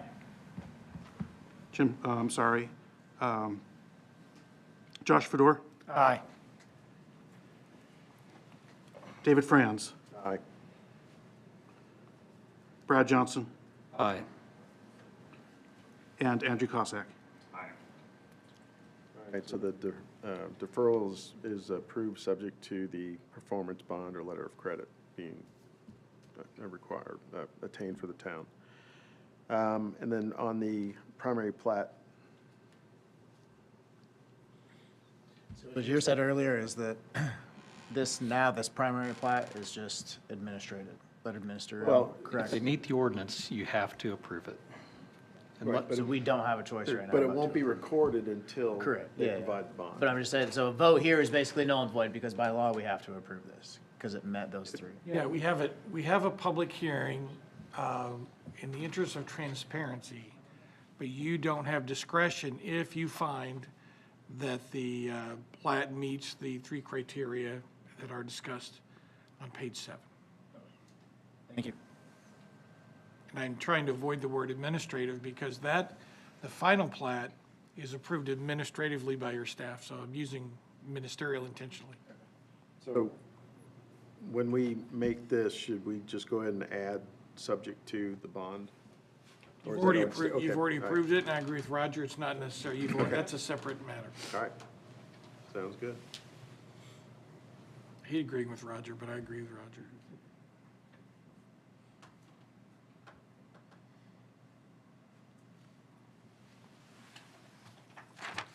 Jim, you gonna keep going? Well, I kind of wish I had all the attachments, so I won't lie. I move that docket 2025-79-MP approval of primary plat subdividing 11.36 plus or minus acres into 3 lots in the rural general business GB District B, approved based on the findings in the staff report, submitted findings of fact, and staff recommendations, subject to resolution of the outstanding Department of Public Works comments as presented and discussed in Exhibit 6. These items shall be resolved prior to approval and recording of a secondary plat. Is there a second? Second. Any further discussion? Mike, roll please. Jim Hurst. Aye. Josh Fedor. Aye. David Franz. Aye. Brad Johnson. Aye. Andrew Cossack. Aye. Kendrick Davis. Aye. Nick Plopper. Aye. Motion passes. All right, motion passes. I know it's not all you wanted, but that's what we can provide you. Thank you. All right, next on the docket, other matters to be considered. Draft comprehensive plan, uniquely Zionsville comprehensive plan, town of Zionsville, draft comprehensive plan for consideration and discussion. Adam Pieper with HWC Engineering and Okay. is here to present the, Okay. So what you're presenting is the feedback you got from the public hearings and us and kind of the changes that came out of that. Correct. Okay.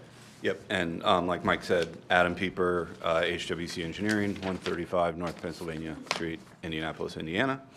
Yeah, so again, want to focus on the changes that were made as a result of conversation at the last meeting, as well as some additional feedback by staff and others in the community. So I won't go through all of this, but hopefully what was shared with you all was the list of changes that were incorporated between the previous draft and the November 26th draft.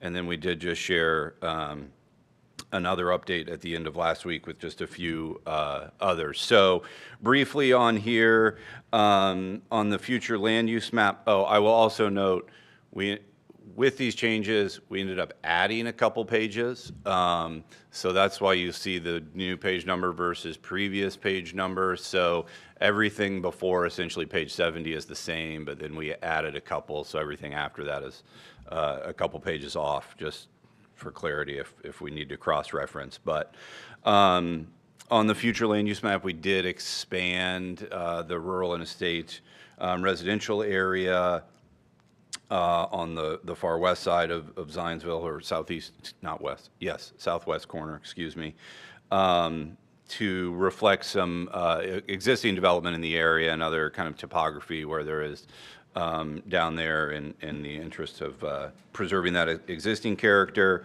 A comment or conversation at the meeting last month was related to ensuring, agricultural uses, or specifically we've identified crop and livestock production as an appropriate primary use within the rural and estate area, whereas previously that had been a secondary use. So we moved that up, and also identified agribusinesses as a secondary use. Again, some of the key additions were on pages 70 and 71 there, assessing proposed development density. This is something that we talked about at several kind of key points through the process, and concerns about how gross density can be used to maybe support a project where the actual look and feel isn't what was intended or maybe desired. So we talked about essentially, if there are existing site constraints that would lead or make a portion of the site undevelopable, like if that was floodplain, steep slopes, wetlands, a legal drain, easement associated with a utility transmission line, that those should really be excluded from the gross density calculation. But things that the development is adding, like right-of-way, easements that are associated with that development and so on, would still be considered in that area. Also added some text about accessory structures in rural agriculture areas. I think the town's current ordinance essentially does not allow accessory structures to be larger than the primary structure, which is a common standard and makes sense in most urban, suburban areas. In agricultural areas, it is certainly common to have a barn or equestrian stable or something that would be larger than the primary single-family structure. So some language in the comprehensive plan that would ultimately support a change to your ordinances in the future, if you would be interested in doing that. And then on page 71, some additional text related to the commercial and industrial mix. Again, through this process, we've tried to describe, obviously, getting towards a more balanced land use mix, and what exactly does that look like, and the difficulty of trying to assign a target percentage. But we did look at some comparable communities and just reference what the potential for commercial employment and mixed-use areas are on the future land use map that's included in the plan, and then again, what some of the neighboring communities are. There's some other, kind of label, minor text amendments. We got some comments from the fire department, updated numbers, and actually through this process, just the whole kind of fire department service areas changed a little bit, so there were some changes with respect to that. If you want to go to the next slide, Roger.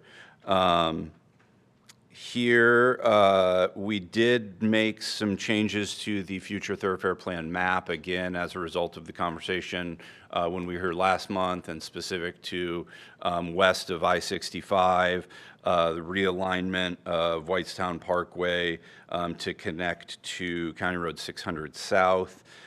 We also changed the classification of several roadways in this area. When we went back, we looked at it. The DPW staff looked at it and made some additional recommendations, and ultimately they're more comfortable with making the county road network through town essentially classify all of those as major collectors, so that necessary right-of-way would be dedicated should development occur in the future. And then a note regarding minor collectors, and they're not mapped, but that as areas develop, there is an interest in breaking down or further making connections across the county grid network, and that's what those minor collectors would do. Also on the future thoroughfare map,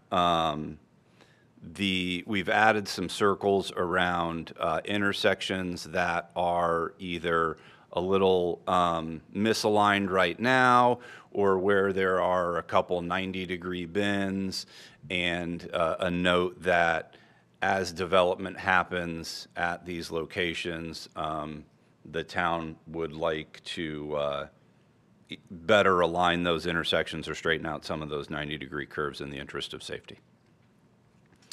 And then on the next slide, I will just note again, the most recent edits, a few of those.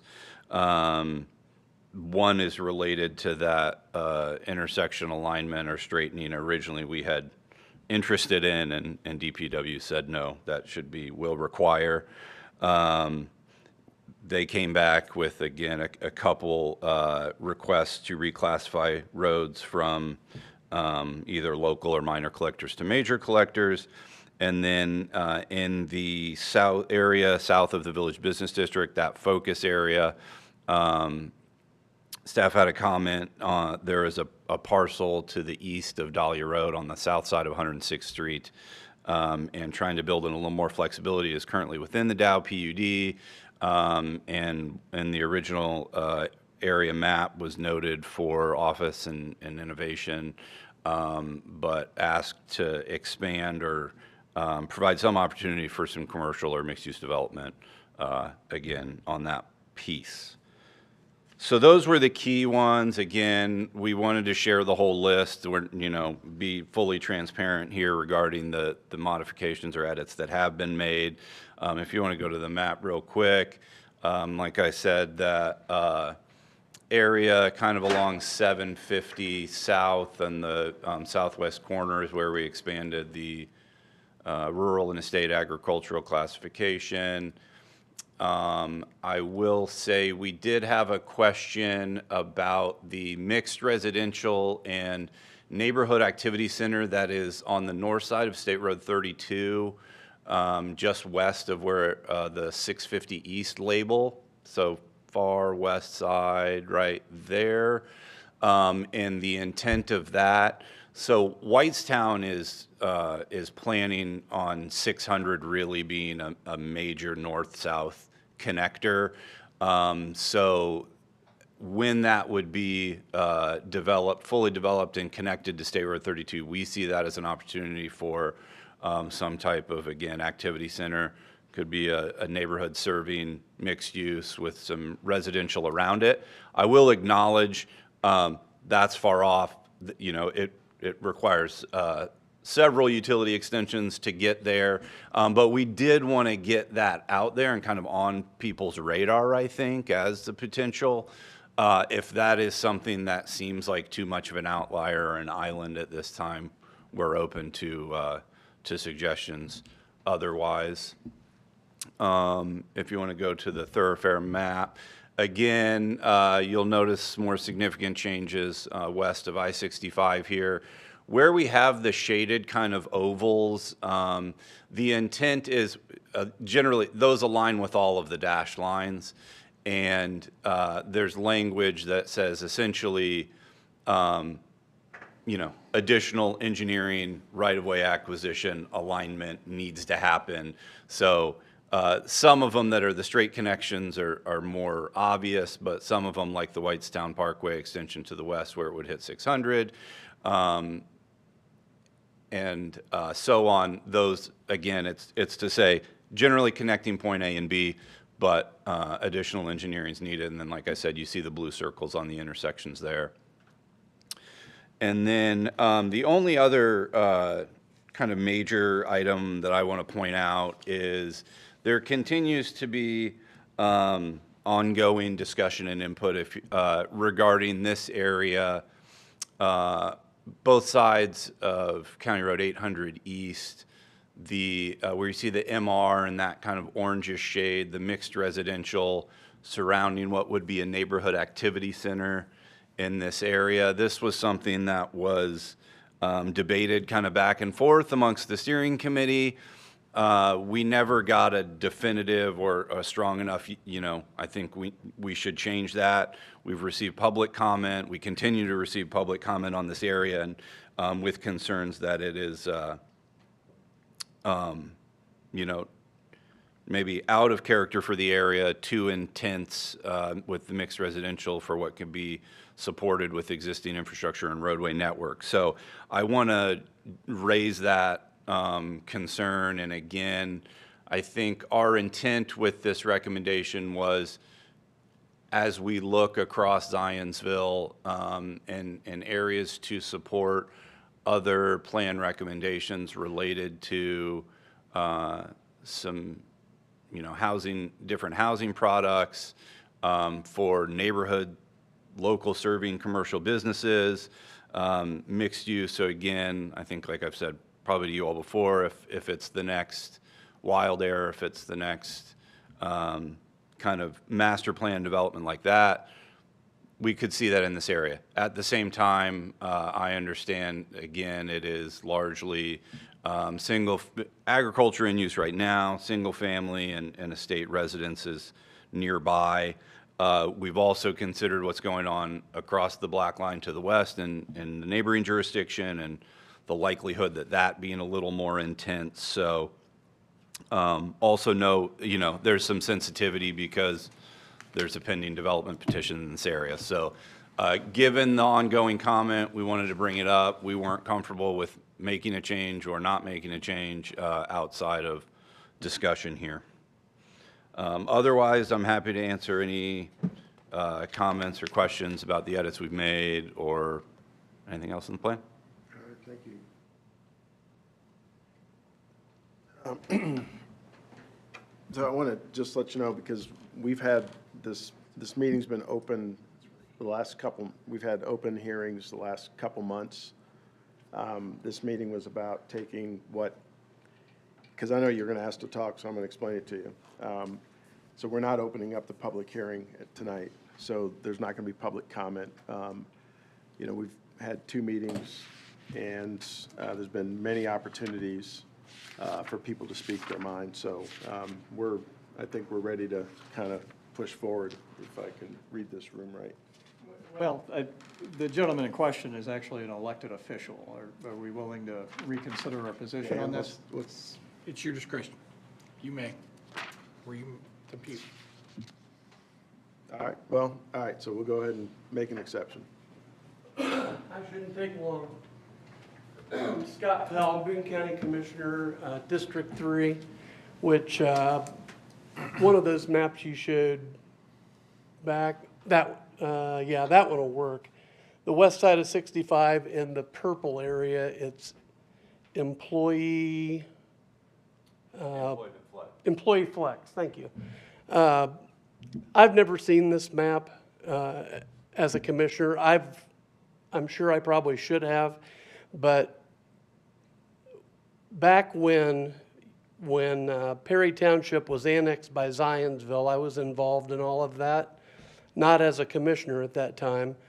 However, Perry Township came to Zionsville, so Whitestown would not annex them.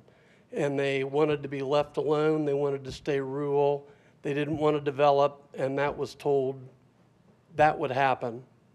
And I don't think the 2 shades of green, I don't think interfere too much with what they want, but I don't know exactly what employee flex means, but it looks to me to probably be light industrial.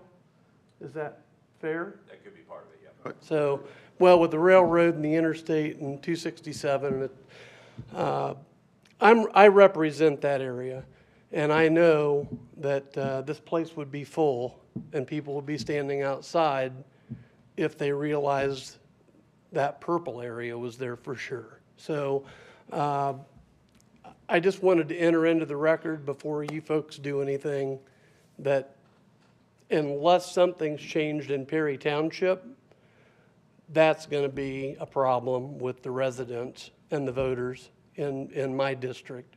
So we tried to we tried to change the, just north of there, we were going to do 8 acres for one business that was here in Zionsville, R.L. Turner. And my phone rang for 2 weeks. And hundreds of people were against an 8-acre change. So I don't know what you can do to think about that or reconsider that, but I've had people call me recently asking how they de-annex. I don't know that that would happen or if it could, but I think this could be opening up a can of worms. And I know it's future, I know it's the big plan, the master plan, but the Perry Township folks spoke pretty loud when they said they wanted to come in, they wanted to be left alone. And actually when Mayor Stair was running and I helped him, he told me that this would not be bothered. So, and somehow that's changing. So I just wanted to put that in the record and let you folks know. So for whatever that's worth. Okay. All right, thank you. Thank you, sir. So, and just to kind of piggyback off of that, I mean, there have been a plethora of meetings, local meetings, Perry Township meetings, online, conversations and comments. And I would just suggest, I mean, we're obviously just kind of passing this on through us. HWC's done a great job. And so if folks do have an issue, Craig Melton's their representative. Have them, if you know folks out there specifically that would have been here, 100% have them reach out to their representative.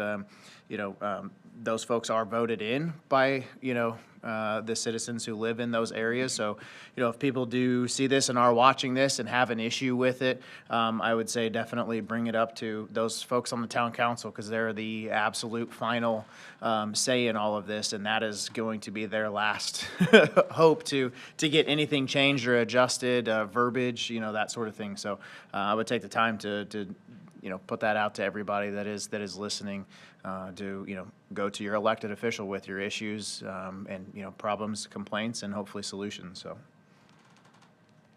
On this area, I mean, you had meetings out there, correct? We had one workshop early in the process at the Perry Township Volunteer Fire Department, yes. Was that well attended?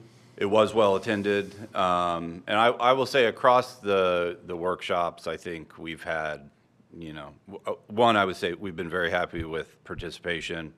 I think it has been representative of a lot of geographies across town. I will certainly, acknowledge to say, we've gotten mixed input on a lot of different areas. Originally, I think, we had that area as somewhat smaller or more to the east, adjacent to existing development, and then got some feedback that to ultimately expand it. Again, I think when we look big picture, it's when we talk about growing a commercial or an industrial employment base, there's only so many opportunities, and this is one of them. Is it a large area? Yes, I certainly acknowledge that. And again, this is a long-range plan. Well, it's identified as that, but, I mean, let's be honest, for anything to be built out there in that nature, someone's got to, sell the property or grant them the right to do have the property, so. Build a sewage treatment plant. Yeah, I mean, there's a lot of future state things that have to occur for that to be developed in that nature. One question I did have for you, agribusiness has popped up in here now. What is your, I know it's kind of defined in here. Is that something that you had a lot of requests to ensure was verbiage in here, an opportunity? Because I know a lot of time, every time we've seen it, it's, we kind of put our hands up like, what is that? And it seems like ag and agribusiness and agritourism all just falls under kind of ag or farmland. So is there like specific examples, or is it something that has been requested by folks as far as feedback, or? Yeah, I think it's something that we have, that has been requested, and trying to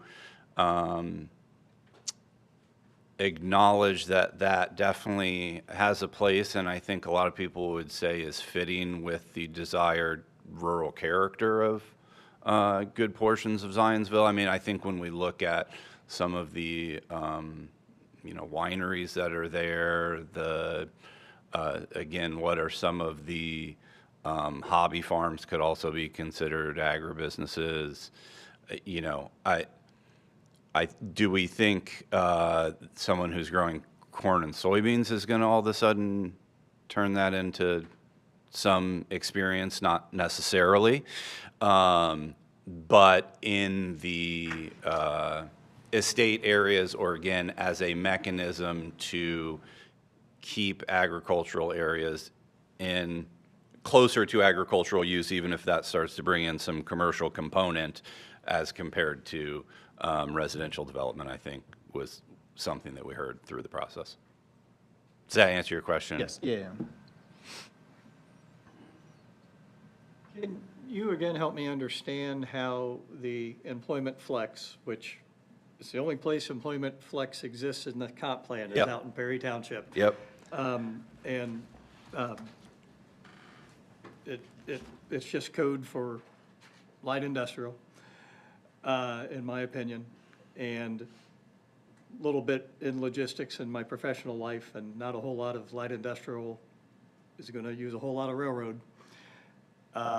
So if we're trying to make use of the railroad, I'm not sure even light industrial is what people might try to put there. But can you help me understand how the employment flex continued so far west away from 267 and the I-65 corridor?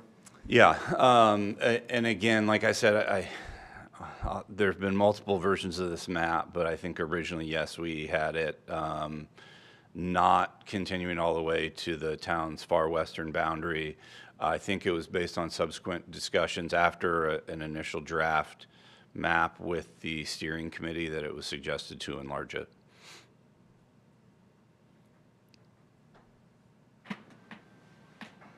What is, you may not know this, Adam, what is the zoning on the other side of Perry Township, on the other side of that line? I think that's all agriculture out there, isn't it, still? Yeah. It's all farm, there has not been, because that has been a concern of mine from the start on this process, is being complementary to the surrounding municipalities' zonings, and that is one of the areas of concern of mine as well, is that large blob of purple that goes all the way to a line. Mr. Pell's right. I think some people on the other side of that line knew what was coming at that direction. There might be some more people in these rooms. It is just a recommendation, but it's a recommendation that could last for 15-plus years. So it's an area of concern of mine as well, so.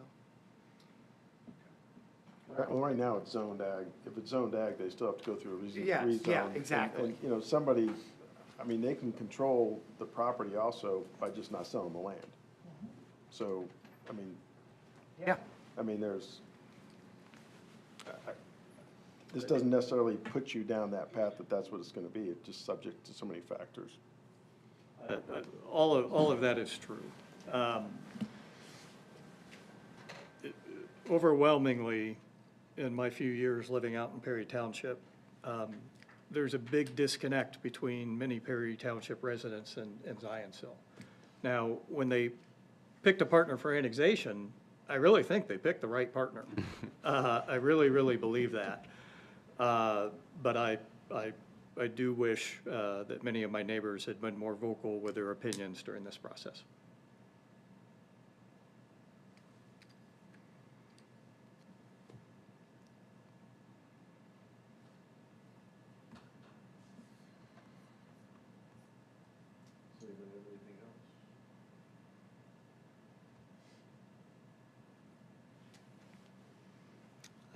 Just that as we contemplate passing this, I would ask. But we're recommending, we're not passing. Sorry. Yeah. Thank you, Dave. We won't make that mistake again, will we? As we contemplate action on this evening, especially in regards to Perry Township, which is as rural as anything in Zionsville is. There's a lot of undefined in this comp plan. We don't have park spaces, there's maybe we'll put a road here sort of stuff. We can't sit on this for 10 years and then think about it again. It's gonna have to be a topic of conversation every 3 or 4 years so that the landowners and the people living out there have a chance to weigh in and react and make decisions. I agree, and I think that's why, I mean, almost every time you've been up here, I've kind of asked specific questions. You know, there's already a commercial place down on 600, but the line is north of that. It didn't, you know, account for that. And I know that the answer has been, you know, about every time it was a broad brushstroke. It is very hard to understand, you know, the utility issue that's going through that, you know, that area is experiencing. You know, obviously with a 3-foot main now coming through, the water main coming through the area, you know, that utility is now present. The power lines that are running down the railroad tracks that actually head east, you know, along 400 that is connecting, you know, certain substations, you know, with what the pump station that Whitestown is building in the back of a subdivision on an intersection, grinder, all that actually goes up to Service Leap. You know, it is really hard to plan on that area, and I think we've had those ongoing conversations throughout this process that has made it difficult to plan for that area. I do agree with what Jim is saying, like this is a pretty broad stroke. There's no parks, and I know the Employment Flex says pedestrian walkability. You know, what is that what does that look like when there's no parks around, there's no sidewalks around? We just had a business who shows in ag on this, you know, potentially have to have pathways. So I think that's kind of probably that is what you have expressed throughout this process in that area specifically. Yes, and again, I think what we've tried to convey in the plan as well is, yes, this will continue to evolve, especially as the utility situation changes and will necessitate plan updates. If again, and I mean, like I said, we're happy to make any changes that you're interested in. I think we've facilitated a process and tried to put forth a plan that addresses as much of the input as we can and accomplishes or incorporates as many of the goals as possible, but acknowledge that it will take future amendment for sure. What's typical for municipalities to, you know, periodically review these things? Is it every 3 years, 5 years? Do these sit? I mean, we went 22 with a couple minor revisions here and there, Yeah. but what's typical?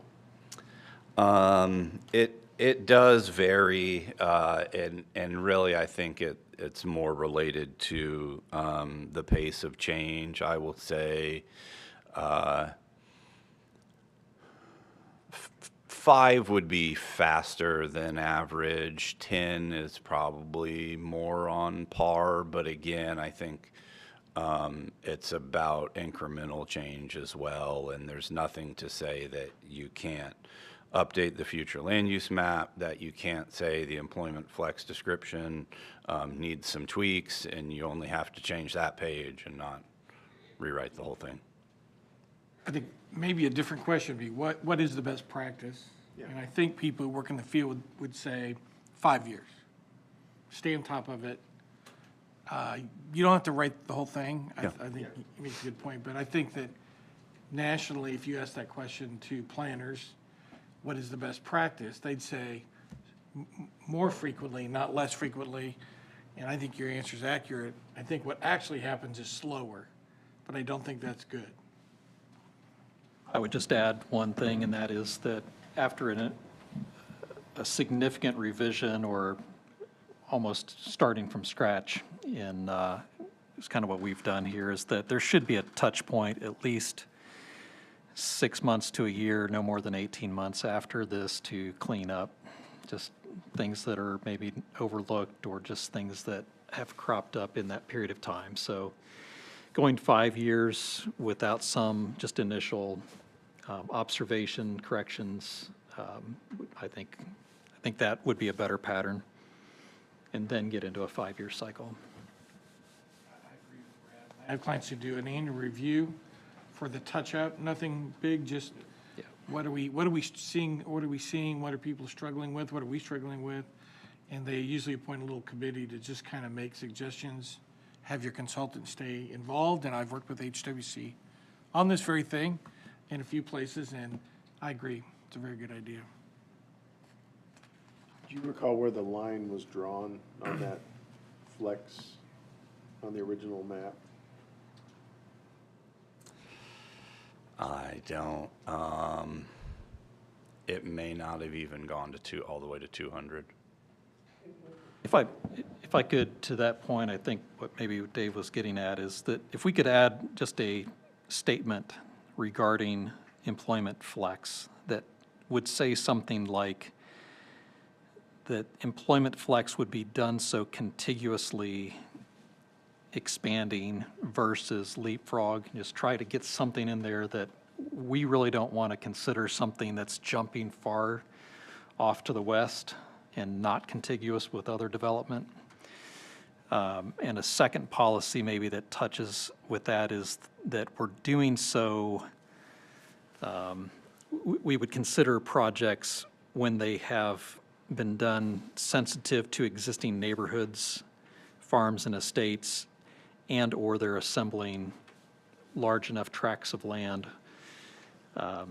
Again, having that all chopped up in little pieces seems like the wrong direction to go. If we kind of focus on larger tracts, usually when that's done, they can be much more sensitive to adjacent land uses. They can kind of master plan a larger parcel of ground. That might be a way to take the scariness out of the large area. So it really is just the stuff close to 267 that's already built out that would be considered first. And it may take decades to get out all the way to the western boundary. Non-contiguous development should be discouraged. I would even say strongly discouraged, yeah. One is utilities is going to dictate that to some extent, but there are people that are like, hey, I've got 500 acres and I'm ready to retire, and they sell it to somebody that can afford a water line to be run out to their property, but I still think that's a bad policy to let that happen. And then looking back, I found one from August 29th, and it is basically this, it is the same. It looks almost exactly the same. You have, like you said, you've made those adjustments on the southeastern part of Perry, but other than that, that purple area has been the same since basically August. So I would either support a policy, some language like I just mentioned, or taking away some of the westernmost areas if we can't get something like that in place. Which the westernmost areas, when you look at it, that the goal is to connect the railroad. I mean, that's, you know, when you look in there on some of those things, that's. Somebody came in with a compelling reason. I mean, railroads, as mentioned, is usually heavy industry. I mean, they're moving massive amounts of raw goods in and out. You know, I think that that would, in all likelihood, be a very, just a large-scale proposal, and it's probably going to get attention. I mean, if a new automotive plant was proposed there because of the rail, we would just have to take it into consideration. It may be a great thing, may not be a great thing. And then it comes back to your question, does that follow under the employment flex, or is that truly just a hidden industrial? Research, development, professional office, light manufacturing, and logistics. That's what the. It would not seem to include, not in Perry Township, but I've talked to railroads before. Until you get about 100 cars a week, they really don't care. That's pretty heavy use. Yeah.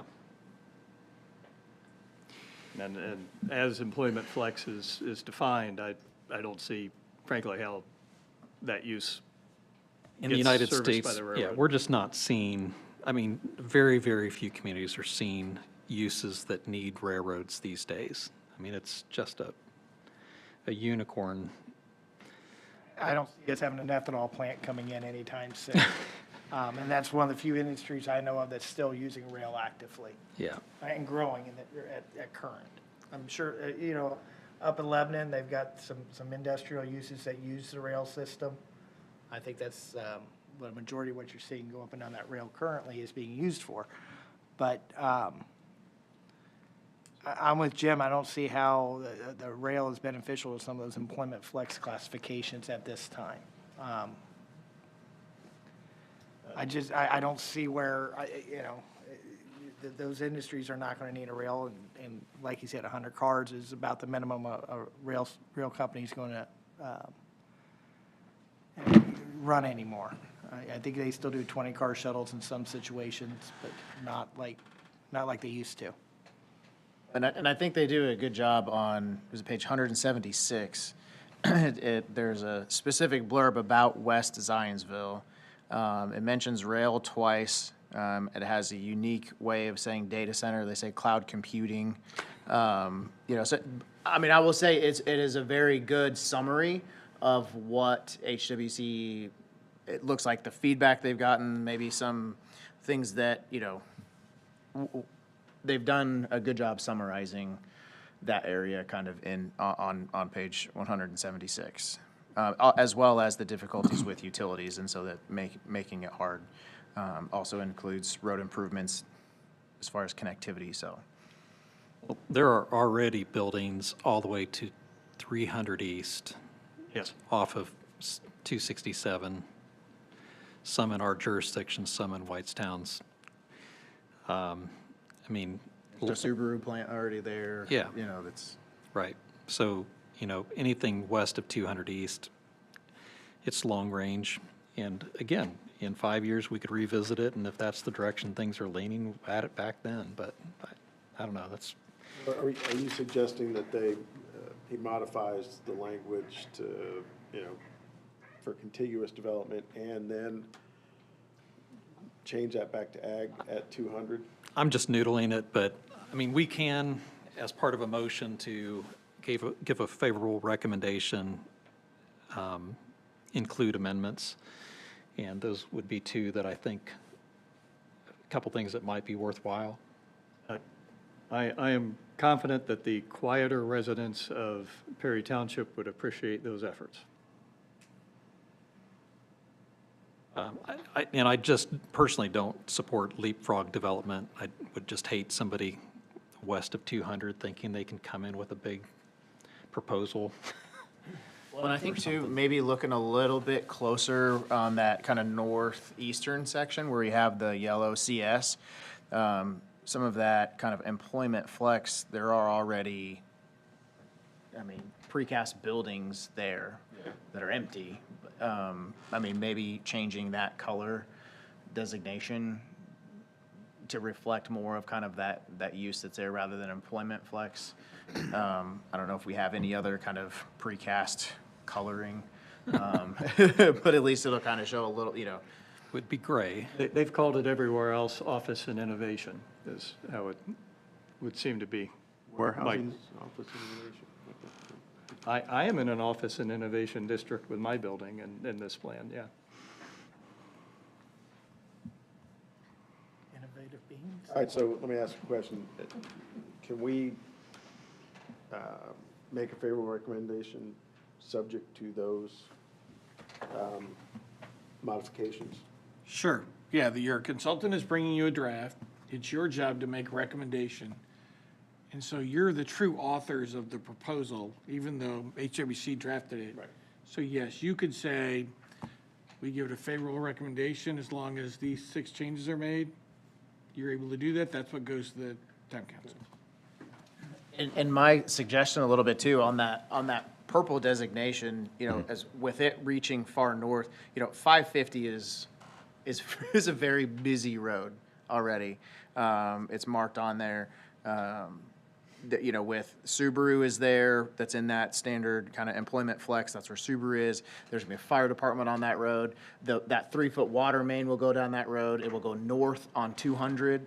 So you're gonna have kind of that natural access. I'm talking like when you look at what Zionsville requires when you put water mains in, you're gonna kind of see, fire hydrants kind of in the middle of ag fields. So, so maybe following that, I don't know, may help with some boundaries, what's reasonable to come off of that main for a buffer area potentially. So if you're looking at, trying to clean that area up a little or, define it a little better, those are maybe some kind of newer things to look at, and then you can, I don't know. Would you be saying move it up to 500 east and then Well, that 500 south is 500 the- south and 200 east? I mean, even just, yeah, I mean, narrowing, I don't know. I'm just trying to kind of give some suggestions on, Oh, that's 550. yeah, 550 is that kind of major, So 400 bounded by 400 south, 200 east, 550 south, over, and then kind of where the mixed residential connects up there, just go up and over, something like that. I think both sides of 550 is okay. But because it is a major road, it would be a little unusual to develop one side, not the other on a major road. All right, so Let's, what are the suggested edits? I would suggest 200 east, west, that all go to the green agricultural. We can just take things one at a time.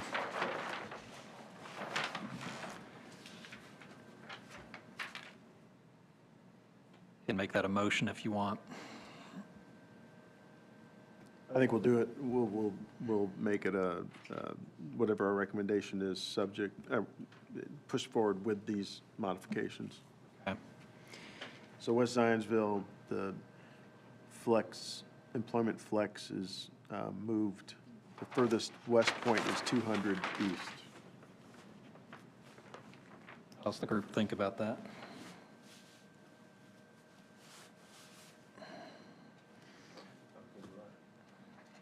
I think they're both down there. Jim? I'm Josh? fine with that. It's better. Yeah, I mean, That along with the non-contiguous development, I could feel pretty good about that. Kendrick, you? yeah, I think that's very fair. All right. So the language about essentially growing from east to west, contiguous. Expansion should be done contiguous to existing development as it expands from east to west. And in section 5, on page 176, does that work for a location? Yeah, because I think that's, I mean, that's the area we're talking about, yeah. Just want to make sure. Honestly, Adam, I certainly trust you to put it in the right spot. Okay. I don't want, that's what I don't want to do, is us tell you exactly how to write it and where to put it. I think that's best suited for your skills.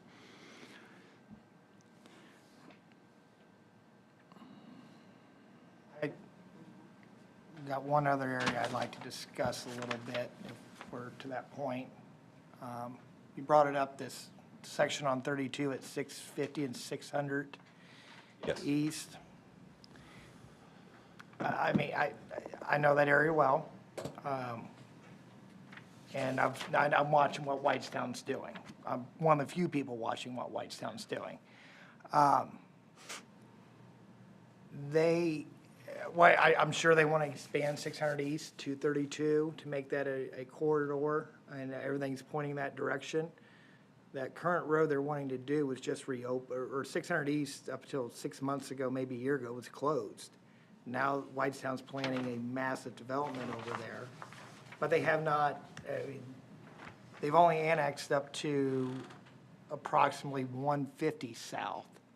So far, they have not annexed anything north of that yet. So why are we anticipating a road growth for the adjoining town that they haven't even annexed? There's no plans for a road yet. Meanwhile, at the same time, we get down here at the corner of 200 or on 200 south along 650 there. They've already annexed a tremendous amount of that intersection is 650 east to 200 south is going to be R2 at minimum residential. In fact, the roundabout's being approved already, has been approved already. They're in the process of engineering it currently. If you're going to do something like this orange with the little pink in the core regional neighborhood activity center, I mean, that seems very, very ambitious going that far north when the town hasn't even, or Whitestown hasn't even annexed those roads yet. And I'm not telling you that to move that down to this corner of 650 and 200, but there's too much self-interest in that. But this corner up here, I really think needs to stay agriculture in the future. Like I said, Whitestown has not annexed any of that ground off of 32 yet. They may not, but I don't think we need a plan. When I say I want you to plan for other towns' growth, I don't really want to focus on Whitestown's future roadways that they haven't even got approved yet. So I guess this corner up here on 650 and 32 is, it's a concern of mine. I mean, in all reality, you may see growth coming out from Lebanon quicker than you will from Whitestown. So, for me to really be 100, I would like to see that go back to ag for that entire quadrant there, unless there was some other reasoning behind it. No sewer, no water out there yet. It's just farm fields and a few homes. Well, I think if the plan is to, kind of look at this thing like every 5 years, you can reassess. That one did seem a little bit odd to me, just sitting out there. What he said, I guess, makes some sense, but at the same time, I think nothing's probably going to happen in 5-7 years anyway. So, Adam, that sitting there like that almost encourages leapfrog development. I mean, I'm comfortable moving that back to ag. Yeah, that seems like the right thing. One of the few areas that just really stuck out at me in this entire plan.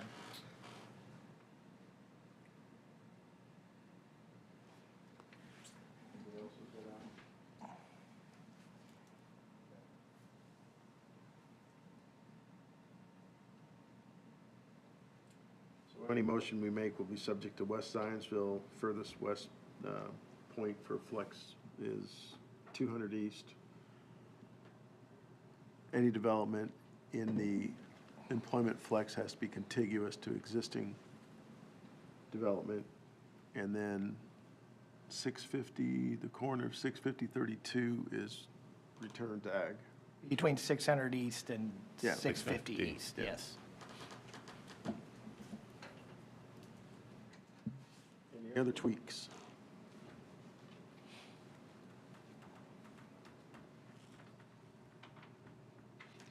Well, I said this, we're not going to make everybody happy. And you know how that goes. I do. He told us that at the very first meeting. You Yes, he made did. everybody happy, you didn't do a good job. And I'll say, map changes are easy. It's when it's, rewrite this chapter that I get nervous, so. Does I anyone make think his final motion? HWC has done a tremendous job balancing a very diverse set of interests over an extraordinarily large geography. We appreciate your attention to it. And taking everyone's input into consideration. You've really done a wonderful job on that. I do appreciate everything HWC's done through this process. Thank you. I agree that to take this and all the viewpoints and condense it down to something that works that's commendable. So is it against our bylaws for president to not make the motions? Last motion. I was going to say, this is our Yeah. last motion. I'm wondering if you should take it. This is the one you can hang your hat on. All right, I move that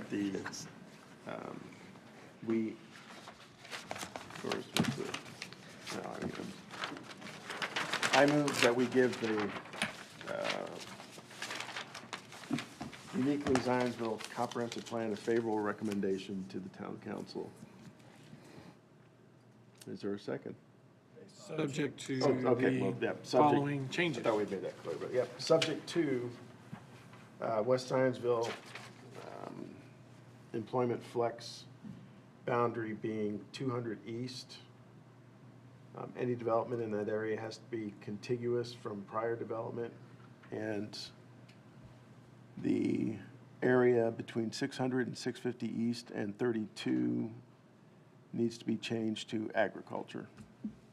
Future land use map, On the right? future land use map. Attaboy. So, Perfect. Now you just Second. need a Second. second. You think you have Is there a Kendrick, second? Kendrick has seconded. All the rest of us seconded it. Yeah. Okay. Well, there's actually going to be one more motion, but just remember that. But, all right. Any further discussion? Mike, would you please take roll? Dave Franz. Aye. Kendrick Davis. Aye. Nick Plopper. Aye. Josh Fedor. Aye. Jim Hurst. Aye. Brad Johnson. Aye. Andrew Cossack. Aye. Motion carries. We'll forward that to the town. Thank you. Thank you very much again. Great work. Next on the docket is DeRossi Estates subdivision. Mike, are you handling that one? Yes, with regard to the DeRossi subdivision, staff requests. Can you wait just a second? Nick Plopper has excused himself from Okay. this one. He's recused himself on this case. We just want to make that part of the record. Okay. Now you may proceed. All right. Staff requests that the Plan Commission authorize the initiation of litigation to enforce the adopted commitments in the DeRossi Estates plat approval. So we just need a motion to authorize staff to act appropriately.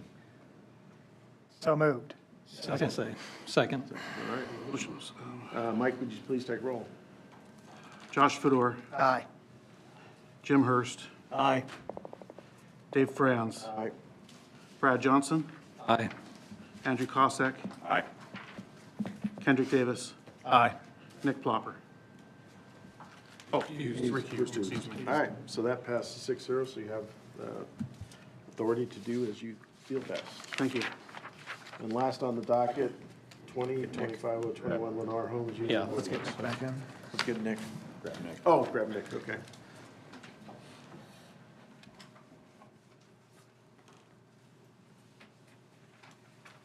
Last item, that's just a report. That's just a report. Yeah, yeah. Who's giving it? I don't know. Roger, is that you? Pardon me? Who's handling Lennar? Is that Jody? Jody went. I can Well, deal we'll with wait for the Nick. ACT. Maybe he left. I just texted him. He may have gone out to his car. Well, I'm gonna do that sometime. Right. Hey, I gotta step out. Just a minute. He found a Never see me TV. again, yeah. You didn't go into the bathroom trying to find him? Oh, there he is. Don't- Oh, there he is, yeah, good. We're almost done. Who's handling Lennar Homes? Is that Jody? Nope. Just very briefly, we're required to report out administrative actions. Lennar Homes has come up with a couple of new building elevations for the Union Woodlands subdivision. You should have received the staff memo with the new elevations and how they match with the previous elevations. So staff went ahead and approved those. So there you are. Thank you. Yeah, right, no action is needed. All right, guys. Two things. I have two things. One is that the Plan Commission Rules of Procedure, they should get your signature, so Roger is going to pass this around for your signature. Again, want to thank Dave Franz for your service. Andrew Cossack is also, thank you so much for your service with the Plan Commission. We appreciate both of you tremendously. Well, it's been a good ride, I'll put it that way. So I enjoyed working with everybody. Thank you so much. Met a lot of people, and I know everybody does it with the best intent of Zionsville. So that's the most important thing. Happy trails. Thanks, Nick.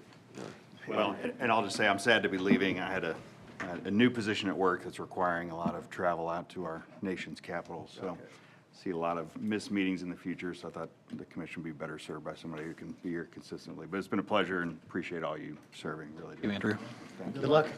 Thank you. Safe travels, man. Thank you. Motion for adjournment? Aye. So moved. All in favor?